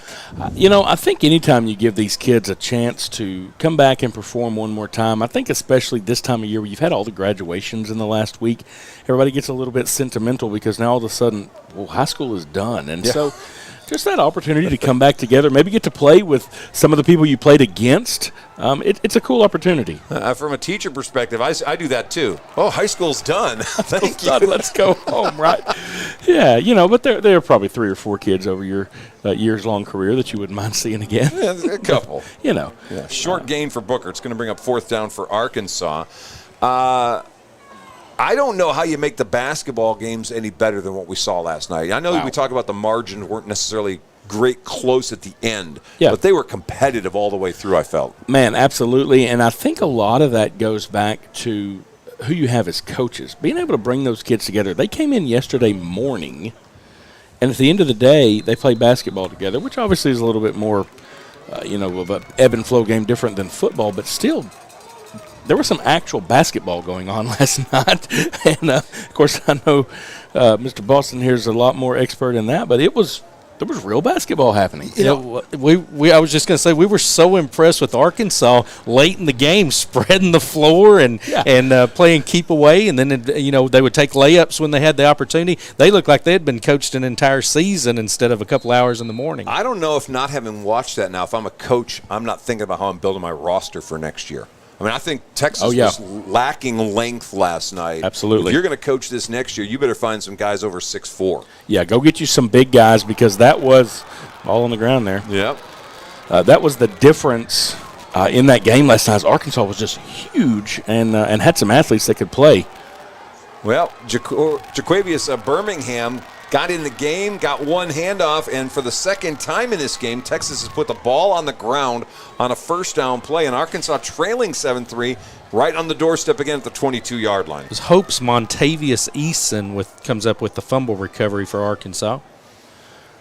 I had some friends that are in the coaching profession that were unable to come last night, and they kind of asked about the boys' game and how it went, and I simply told them that big athletic hoopers defeat small athletic hoopers. And that's really, it was fun to watch, and Chuck and I enjoyed the back and forth as the different styles, but I think that's a great point you make, Chuck, as far as building the roster moving forward. Yeah, you got to get some size. Arkansas's got some. Texas is going to have to add some. 1st down for Arkansas now at the 21-yard line. 2:07 to play here in the 3rd. Sheeler up the middle with the handoff. That's McGee, who just powers and keeps the pile moving across the 15 to about the 14-yard line. The official looked like he may be reaching for a flag there at the end of that, but decided against it. Gain of about 7. It'll bring up 2nd down and 3. Hey, Matt, real quick, when I arrived last night, I thought I came too late. There were people still outside that were trying to get in. Yeah. Talk a little bit about that crowd last night. The Raider Dome holds just over 1,300 people, and it was full. It was absolutely full on both sides. You had both football teams there. Lots of people out in the foyer the entire time. I guarantee you we're at least 1,300 folks there. And like Chuck said, what an awesome environment. Everybody was excited. They were loud and cheering, and it was great. Well, I tell you what, handoff from Sheeler. He put his hands up touchdown when he handed the ball to Jatoni McGee, who got all the way to the end zone, 14-yard touchdown run. Matt Fryer, good luck for Arkansas. Well, I was on the PA last night, and they did really well. It's you. Here I am. I don't know. I've taught in Texas my entire life, but here we are, Arkansas doing well. But, yeah, there was a big hole on the right side that time in the back. I was able to get in there. But, yeah, I think the quarterback felt like they had the right play drawn up at the right time. Baker on for the point after try. It's 9-7 Arkansas, 1:15 left to play here in the third. First time the Arkansas folks have led in this game. Baker makes it a 3-point lead. We'll take the break. 1:15 left to play in the third quarter. That was Matt Fry. Good talking to you, my friend. Hey, man, you too. Thanks so much. We'll take the break here on Game Day. A strong work ethic takes pride in a job well done. This is the kind of person you need. Express Employment Professionals can help because we understand what it takes to hire good people. It takes real people, real interviews. We find good people, matching the right skills for the right jobs. Express knows jobs. Get to know Express. Go to expresspros.com to find a location near you.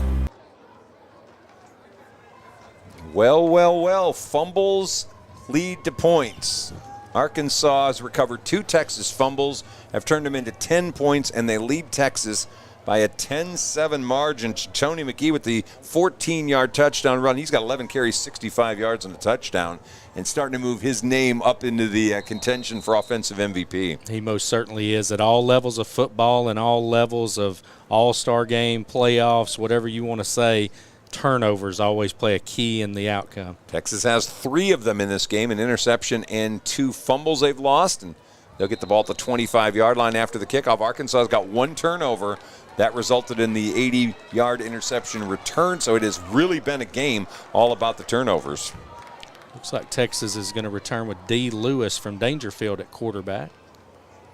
They just haven't been able to find much continuity, and it may be, it's such a difference. Sheilor's taken every snap for Arkansas from Hot Springs.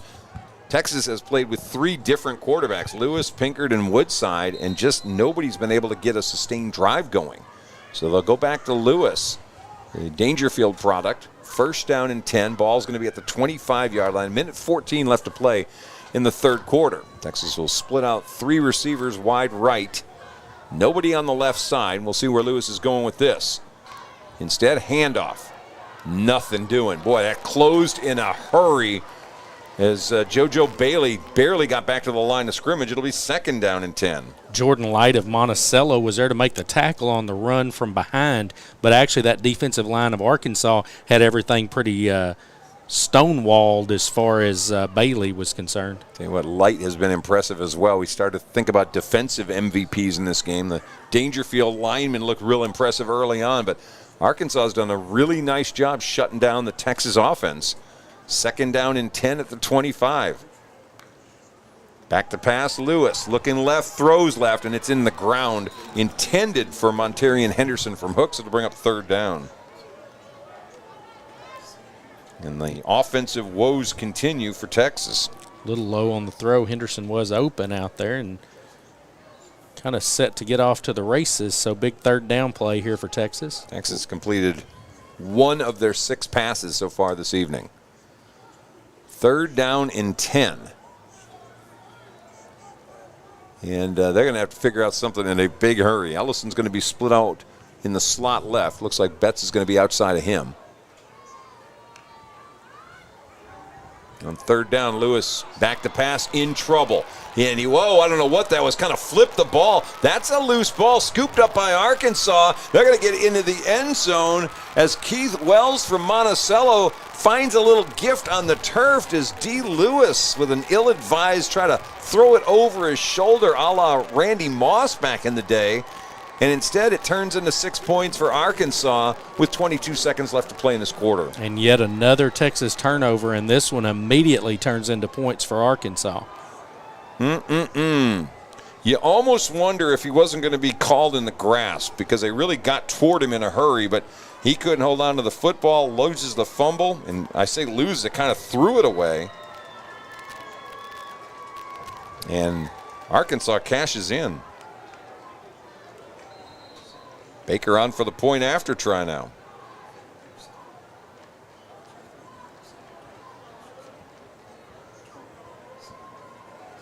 It's, about a 13-yard return on the interception.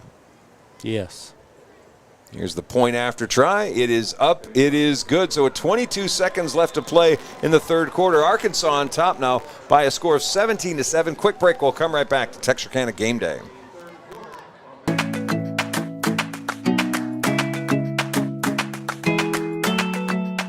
If you're thinking of building or remodeling, start your project with Red River Lumber and the Design Center. Our full-line lumber yards are stocked with the building materials you need for your project. The Design Center offers doors and windows, flooring, cabinetry, countertops, appliances, and more. And our team will help guide your project every step of the way. Take advantage of our custom kitchen design service. We'll help visualize your project with a 3D rendering of how your new space will look. Red River Lumber and the Design Center is proud to be a Day One sponsor of Texarkana Game Day.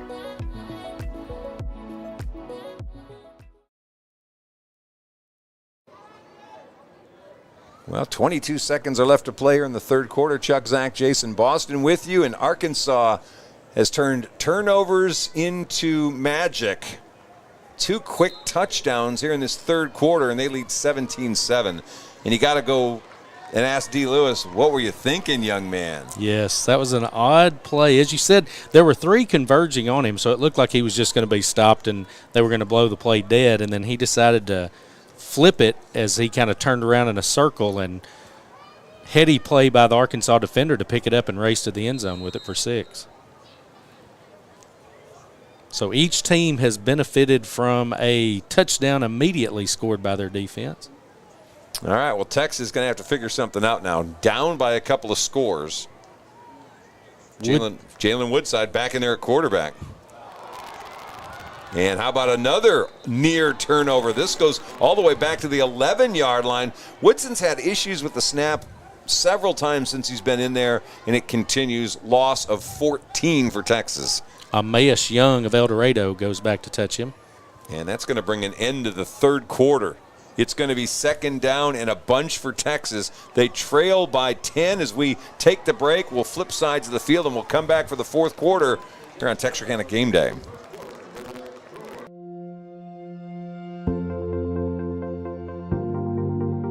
We are excited to announce here at Texarkana Emergency Center and Hospital that we have expanded our capabilities to better serve our community.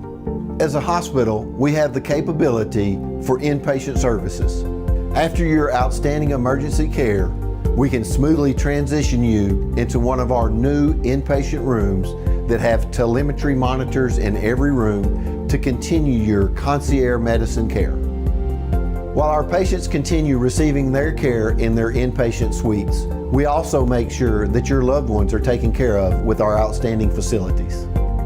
Our added services include a procedure room and also the capability of MRIs. With our imaging, we are able to offer outpatient, inpatient, and emergency room MRI, CT, ultrasound, and X-ray. We are honored by your support and look forward to serving all your future medical needs.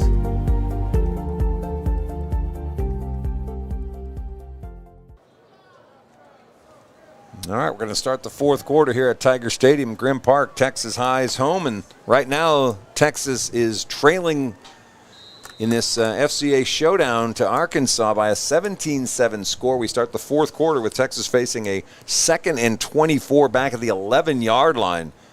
Jason, Boston, help me. What is Texas going to have to do to turn this around? Changed in a heartbeat, didn't it? Yeah. Texas going to be forced, I believe, to throw it a little bit here in the fourth quarter, and hopefully that'll pay off for them, even though they've only got the 1 completion so far. Woodside back at quarterback, handoff to Worthy. They're going to reverse it, and that's problems. Ball loose. It's in the end zone. There's nothing but Razorback or Arkansas players around it, and they lose it out of bounds. They couldn't just fall on the football. They had stripped it away from the runner, Montarian Henderson, and the ball got into the end zone but goes out the side of the end zone. And instead of potentially 6 points for Arkansas, they pick up 2. Should have been an easy touchdown. As you said, there were 5 Arkansas players, and that was it, racing to the end zone to get it.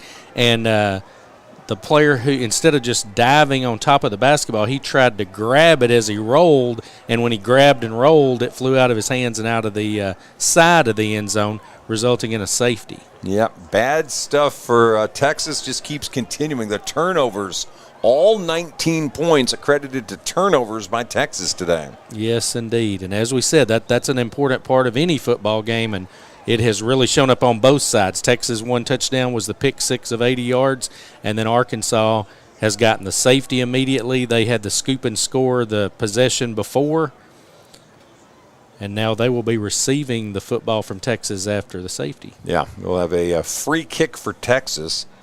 9:45 left in this game. This game began with an interception return by Texas after a pick by Hooks' Travion Jones, 80-plus yards for the touchdown. Looked like Texas was off to the races. Their offense just never got rolling. They fumbled a snap early in the second quarter. That resulted in a field goal. They led 7-3 at halftime. Then two more fumbles just eating them up. One resulting in a 14-yard run from Arkansas tailback Jatoni McGee, and the other an ill-advised avoiding of a sack by quarterback D. Lewis. That was returned for a touchdown by Keith Wells of Monticello. And now on the reverse, they fumble the ball. That goes into the end zone and out of the side of the end zone for 19 points for Arkansas. Here's the kick by Miller. This one's going to roll out of bounds at the 16-yard line. You can see the official throw that flag. And see where the officials spot this as we're down to 9:44 left to play in this game. Arkansas trying to go out to a 3-0 lead this year, having won the two basketball games last night and trying to add the football game to it. They didn't win anything last year. Texas with the sweep last year, and now Arkansas looking to do the same in the first three events, being girls basketball, boys basketball, and now football. And I think they're going to make him kick it again. They're going to back him up 5 yards and say, let's try this from the 15-yard line. Austin Miller getting a workout today. No doubt about it. Earlier he had the narrow miss on the 53-yard field goal attempt, and now he'll get to do the free kick a second time. Arkansas with 28 carries, 80 yards, 6 first downs. They are 6 of 12 throwing the football for 40 more, so it's 120 yards of offense. Texas, 19 carries, minus 1 yard, and 1 of 6 throwing the football for 13. They come in with 12 yards of offense.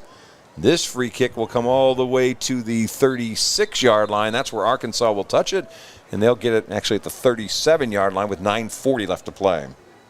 Nice decision by Arkansas. They pick up 20 yards as a result of the second free kick, that first one going out of bounds at the 16. Now they'll take it at the 36 for this drive. All right. Well, they lead at 19-7. A little shift in thinking now. Before you wanted to be opening up the playbook. Now you know, A, my defense is dominating Texas and not letting them have anything. B, I've got a 2-touchdown lead at the moment. I'm going to try to eat that clock up if I'm the coaches over at Arkansas. And C, all the points today have been off turnovers. Yeah. So take care of the football, run it 3 times, and kick it back to them if we need to. But I'm with you. You could kind of shrink that playbook now. Yep, Philip Turner from Hope getting a lot of leeway to play with here. Isaac Sheeler back in there at quarterback. Next to him in the backfield, LaShawn Jones from Cutter Morning Star. First down handoff, it's Jones up the middle. He'll lean forward to the 39-yard line for a gain of 2. And just the consistency at the quarterback position tonight with Isaac Sheeler of Hot Springs, I think, has played a big role in the result so far, Chuck. Yeah, I agree completely. They're going to actually push that thing down around the 40, so almost a gain of 3. If you're Arkansas, I'm watching that play clock, and I'm wanting all 35 seconds of that, 40 seconds of that to roll off there before I snap the ball again.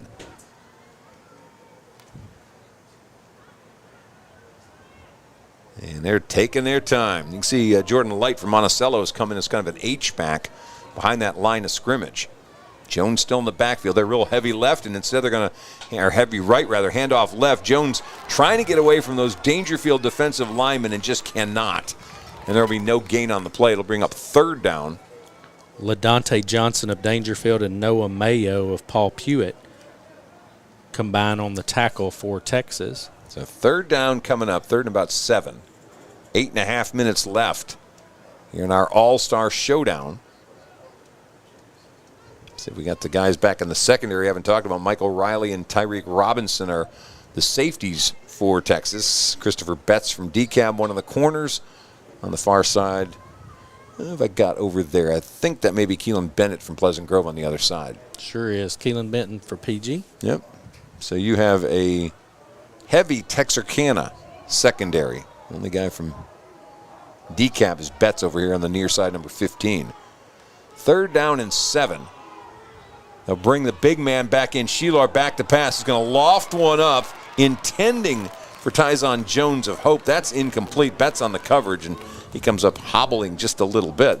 It brings up fourth down. Arkansas coaches were trying to get a timeout there, but they snapped it with 3 seconds left, and pass falls incomplete. Yeah, they had what they wanted. They had man coverage on Tyson Jones. Jones just unable to get to a ball. Jones, by the way, 22 passes, 633 yards, and 6 touchdowns last year. Playing for Hope, 6 foot, 170-pounder. Also had 2 interceptions on the season for the Bobcats. So it's fourth down. Baker back on for another punt. Texas has a couple of guys deep. He's getting loose. You can see that that leg just booms this one all the way down to the 3-yard line, and it'll roll dead at the 1. Wow. And it went all the way to the goal line and then curled back to finish up at the 1-yard line. Outstanding punt. 60-yard punt for Baker. And Texas, if it's not bad enough, you're starting back at the 1-yard line. That's impressive. No doubt about it. I'm sure the folks at SAU are going, yep, that's what we were expecting to see. 60 yards on the punt, and Texas starts at the 1 with 7:46 left to play. Looks like Mount Pleasant's Lane Pinkard has returned at quarterback for the Texas side. He was the quarterback for the first series, and really we only saw him on the last play of the half when he ended up throwing the interception that was picked off by Jatoni McGee. You can add that to McGee's stats for MVP today. First down, handoff in the end zone. Worthy trying to get out of there. He does, out to the 5-yard line for a gain of 4. It'll be second down and 6. There are a bunch of Arkansas players in on that tackle as they get up from the bottom of the pile.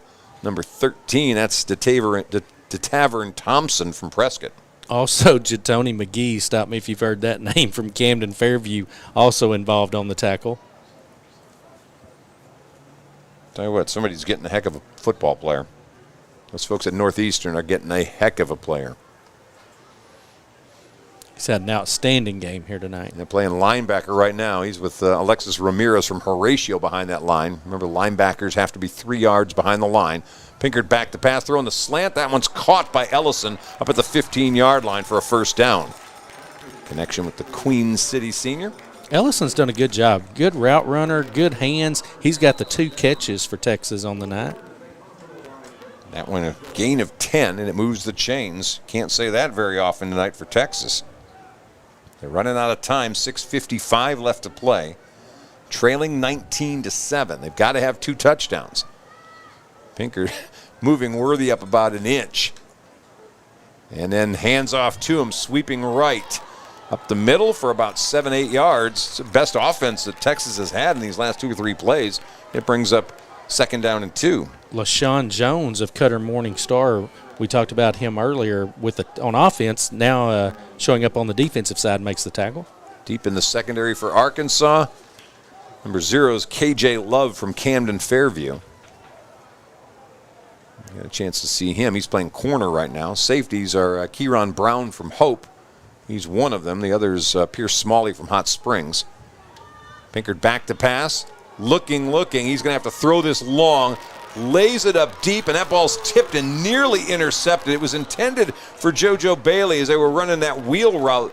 We saw Arkansas run earlier, but it was well covered by Arkansas's Kieron Brown. We just talked about the young man from Hope, number 27, who got in there to break that thing up, and that one almost got intercepted on the deflection. Yeah, Pierce Smalley from Hot Springs made a great effort to try to intercept that ricochet, but it falls out of his hands. By the way, Kieran Brown is going to go to Hendricks College. He's a football and track guy. Ran the 60-meter dash and the 60-meter hurdles for Hope. All right, on third down, handoff and nothing doing. Loss of a yard at defense all over JoJo Bailey, and it's going to bring up fourth down. Trent Roberts of Ashdown making the tackle. Yeah, ball still sits at that 23-yard line. They've got to get the 25 for the first down, and with only 5:35 left to go, you're going to have to figure out something here on fourth down and 2. Pinkard with Bailey in the backfield with him. Snaps to hands, looks to his right, throws, intercepted. Picked off again by number 30. How about McGee, who's going to take that one to the house? His second interception of the game. It's 25-7. He's gotten Pinkard twice in this game, and that one may be all she wrote for Texas. Great job by McGee. He's also making our MVP selection a little easier. It's just a matter of which side of the ball. He's been everywhere here today, and as you said, college is getting an outstanding player in that young man. Well, the answer may be, it may be easy. He may be offensive and defensive MVP. He's got 2 interceptions, 1 for a touchdown. He has, I don't even know the number of tackles. He's got a rushing touchdown. I think he may be the guy on both sides. I think so. Here's the point after by Baker. That's up and good. 26-7. We'll take a break. 5:16 left to play. You're watching us on Texarkana Game Day. A shield against the elements. Comfort in the midst of chaos. Shelter in the aftermath of destruction. For 75 years, Shelter Insurance has remained true to our promise to be there when you need us most. This is the heartbeat of our company, our why. Shelter Insurance. For your auto, home, and life. In Arkansas, see Brian Bolt for a free insurance review. Well, it's a broken record. Turnovers cost you points. Texas has been hit with a plethora of turnovers tonight, and all 26 points on the board are a result of turnovers. Yes, indeed. You know it as a basketball coach.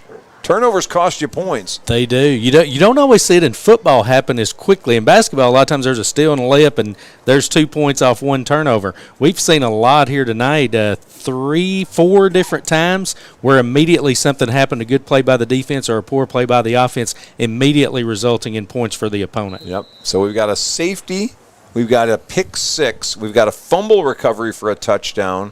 We had a field goal as a result of a fumble and a touchdown run as a result of a fumble. Was that 6 turnovers? We had 2 pick sixes, 1 for each team. That's true. I'm talking about for Arkansas only. Yes, you're yes, right. I'm sorry. Yes, for Arkansas, that's exactly right. Baker even deeper into the end zone now as he takes that one about 6 yards back, and Texas will come out to the 25 with 5:16 left to play. So because of the rules involving the kicking games, probably the only reason Arkansas didn't have a touchdown on a punt return or a kickoff return, because they've pretty much found a way to score every other way. Or maybe worse, a fumble on a punt return or a kick return. Yes.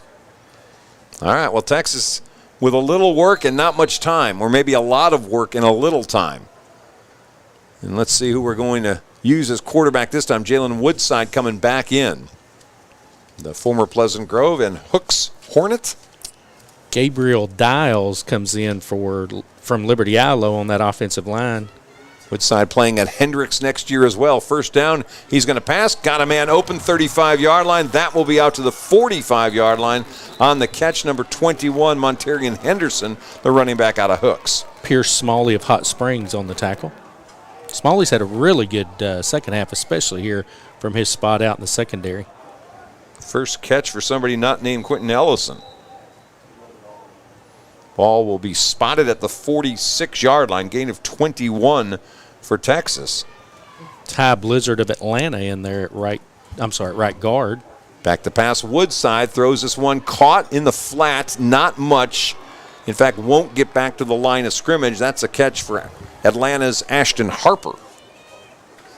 Harper, a 6'1", 190-pounder, played some running back, some defensive end, and they placed the ball back up at the original line of scrimmage. Well played there by Anthony Ramirez of Horatio. And so we're going to mark it at 2nd down and 10.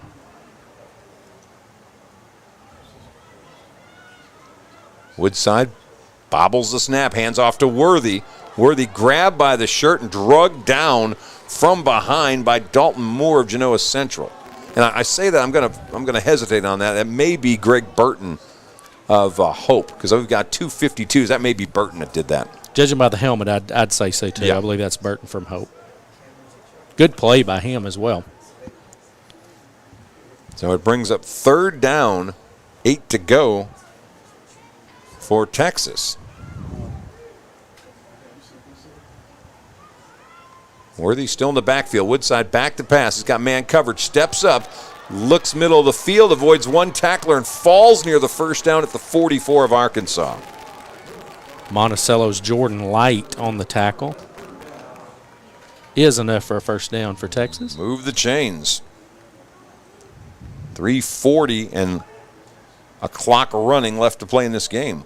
Woodside gets the Texas side team into the Arkansas side half of the field. They have not been there much tonight. 1st down and 10, 44-yard line. Woodside, handoff to Worthy. Running straight up ahead and gets to the 41-yard line as he falls forward for 3. It's going to be Taj Sanders of Lafayette County making the tackle. Texas trying to pick up the pace here just a little bit. Woodside standing in the pocket, got bumped by one of his linemen. Ball comes up short and it's intercepted. Picked off back at the 19-yard line on the interception. Dalton Gamage from from Spring Hill, and that may be all she wrote. In fact, it's not probably. It just adds to the reality of it's all she wrote. Yeah, unfortunate there with Woodside getting run into by his running back, because Montarian Henderson of Hooks actually had a step on the defensive back. He had to try to come back to catch the ball, and it was a nice play by Dalton Gamage of Spring Hill to make that interception.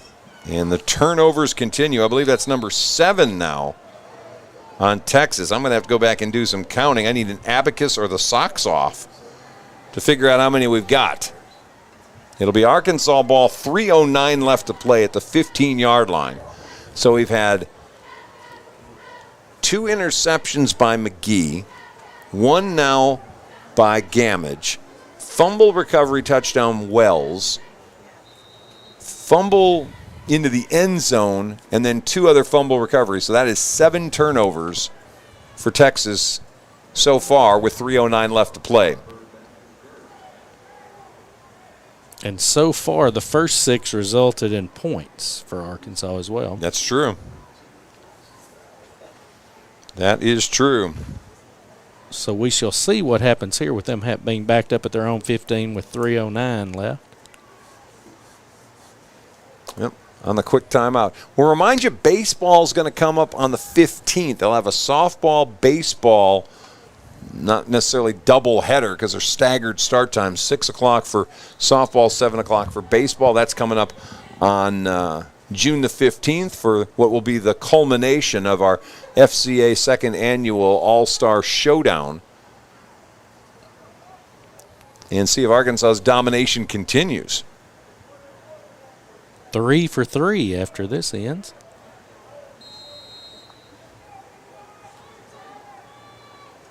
All right, 1st down. New quarterback, Amorian Dempsey from Hope, back in that Wildcat, and he's going to keep it himself.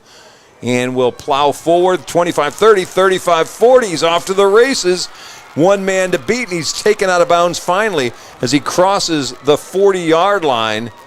A large gain for Arkansas. In on the stop that time, Keelan Bennett from Pleasant Grove. They'll mark the ball down at the 38-yard line. And that is a 47-yard run.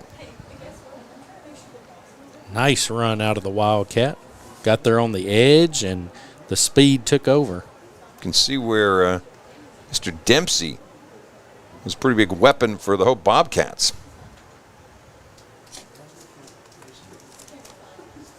Talked about the fact that that young man ran for 1,000 yards this past year. This time he hands off to Booker, and nothing doing that time.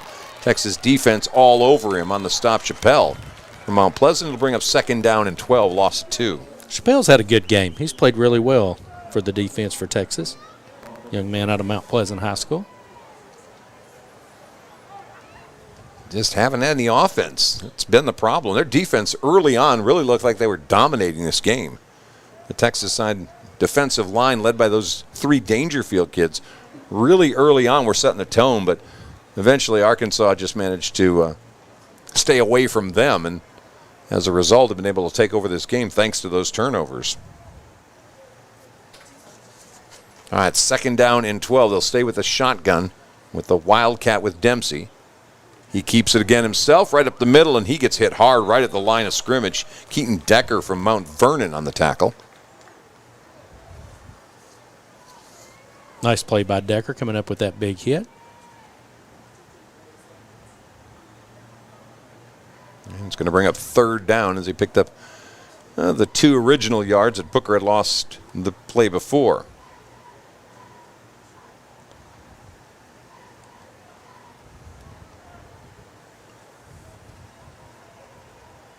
So 3rd down and 10. Down to 1:30 left to play in this game. And how about a passing play? This one caught into the flat. That is Tyzan Jones. It's a little hope connection. He's taken out of bounds across the 30-yard line, and they'll mark him at the 26. That's enough for a 1st down. Dempsey, the southpaw, with the pass out there. All right, well, Arkansas is to a place now where they can probably just take a knee a few times with 1:23 left to play.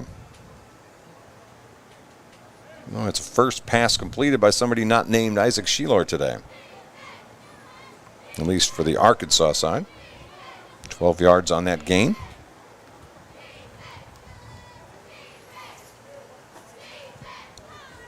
First down and 10, 26-yard line.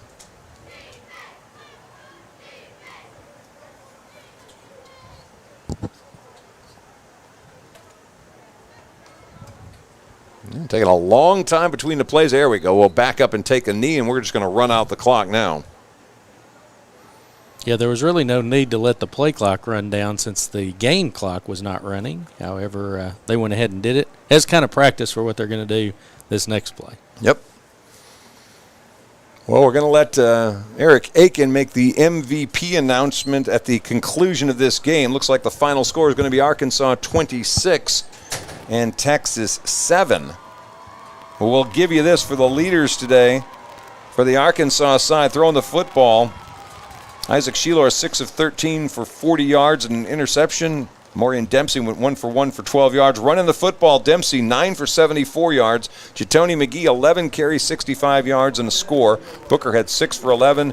LaShawn Jones 3 for 5. Sheilor, of course, had 4 sacks for minus 26 yards. Catching the football, Michael Sewell 1 for 17. Booker 1 for 12. Jones 1 for 12. McGee 2 for 8. And Copeland had 2 for 3. On the Texas side, throwing the football today, well, they struggled. Jalen Woodside 3 of 6 for an interception. D. Lewis 1 of 5 with an interception. Lane Pinkard went 0 for 2 with 2 interceptions. Total passing yards just 44 for the Texas side. Running the football, Worthy 8 for 23. D. Lewis 4 for 9 yards. JoJo Bailey 6 for 8. Jaquavius Birmingham 2 for 3. Woodside got sacked and was 4 carries for minus 8 yards, and then Montarian Henderson 1 for minus 11. Catching the football, Quayon Ellison 2 for 23. Henderson had 1 for 21, and Harper had 1 for no yards. All right, the totals. It looks, and it is pretty obviously convincing. Arkansas dominated this thing. 8 first downs, 33 carries, 129 yards on the ground. They were 7 of 14 throwing the football for 52 yards. That's 181 yards of total offense for Arkansas. For Texas, 4 first downs, 25 carries, 24 yards. Just 4 of 12 completions for 44 yards. Texas with 68 yards of total offense and 7 turnovers today. 4 interceptions, 3 fumbles lost. All of those resulting in points for Arkansas as they go on to the 26-7 win, and they are 3-0 in the last just over 24 hours of action between the two sides of the state line. They won the girls' basketball game 49-39. They won the boys' basketball game 90-69, and they win football by a score of 26-7. I don't know, Jason. I think the old adage is you turn the ball over, you're going to lose games. Absolutely right. Arkansas did an excellent job of either immediately turning the Texas turnovers into points or eventually turning it into points on a short drive that they had to score as well. All right, well, they are lining everybody up. And we're going to present medals to both sides. At least that has been what they did at the basketball game. I'm going to assume they're going to do the same thing here tonight. And you can see, I assume you can see Eric Aiken down there around the 50-yard line as he's kind of directing traffic, facing the press box of the Texas side guys. And the other side facing the away stands, the Arkansas side guys. And one more hand for the coaches in particular.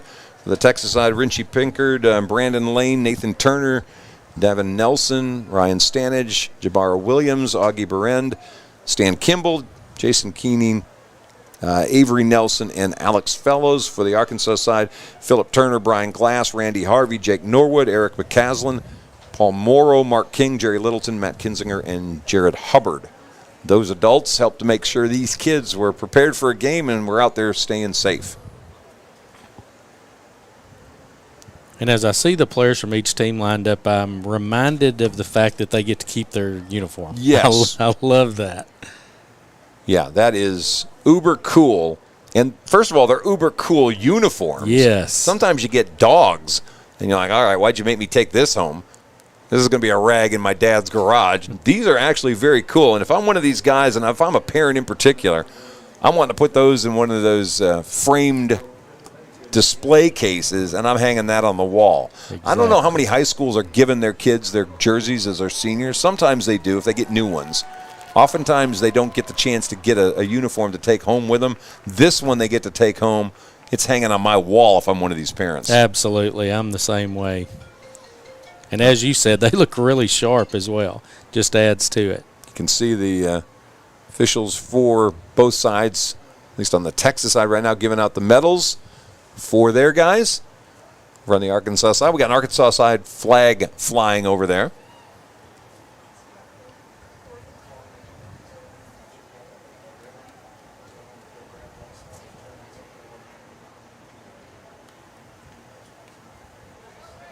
Let's see if we got a scoring recap. Let's do that for you. First quarter, it was Travion Jones with the 78-yard interception return to make it 6-0.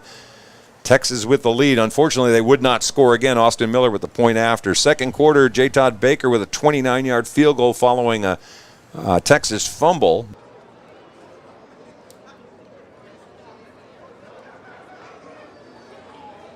First touchdown of the day for Arkansas. He went in from 14 yards out to make it a 10-7 lead on J. Todd Baker's point after. He didn't take long. I think it was another play or two later. Keith Wells scoops up a fumble from the quarterback for Texas, D. Lewis, and he returns that 25 yards for a touchdown to make it a 17-7 ball game. In the fourth quarter, Arkansas scored on a fumble that ended up becoming a safety in the end zone. Monterian Henderson from Hooks lost the reverse, and it went out of the side of the end zone. 19-7 the score, and Jatoni McGee wraps up the scoring with a 30-yard interception return. Point after made it 26-7. Your final score. And we're trying to hang with you for just a little bit. I guess I can give you the MVP, since after all we sent it down there to Eric Aiken, who's about to make the presentation. But our offensive most valuable player was Jatoni McGee. 11 carries, 65 yards. He had the touchdown and really was dominant running the football. He could have given them the ball 30 times, and he may have gone for 200 yards today. I don't think there was much competition in that spot. And on the other side, well, how about Jatoni McGee again? He has 2 interceptions, 1 a pick 6. He probably could have taken the first one back. We were running out of time in the first half as he was trying to figure out a way to get in the end zone with time expired. Also in on several tackles in the game. And I think production usually results in awards. And Tony McGee had a touchdown on offense, a touchdown on defense, 2 interceptions. He is our offensive and defensive MVP today. Here's what I've absolutely loved. It happened after the girls' game. It happened after the girls' basketball game, after the boys' basketball game, and now it happens here. The excitement of the teammates of the player who receives offensive MVP, defensive MVP, and in this case, it's the same player. But seeing the excitement, just the relationships that have been built in such a short time between teammates, I love that part of this. Camden Fairview's Tony McGee named the MVP ×2 today. We told you he is a special young man, 5'10", 205 pounds. He only ran for 570 yards this past season and 9 touchdowns. It makes you feel like he could have run for 3,000 at that level in Arkansas. Caught 10 passes, 254 yards, had 25 tackles, 21 of them solo. It was just all over the field. They played him everywhere. And at that level in Arkansas, you kind of have to.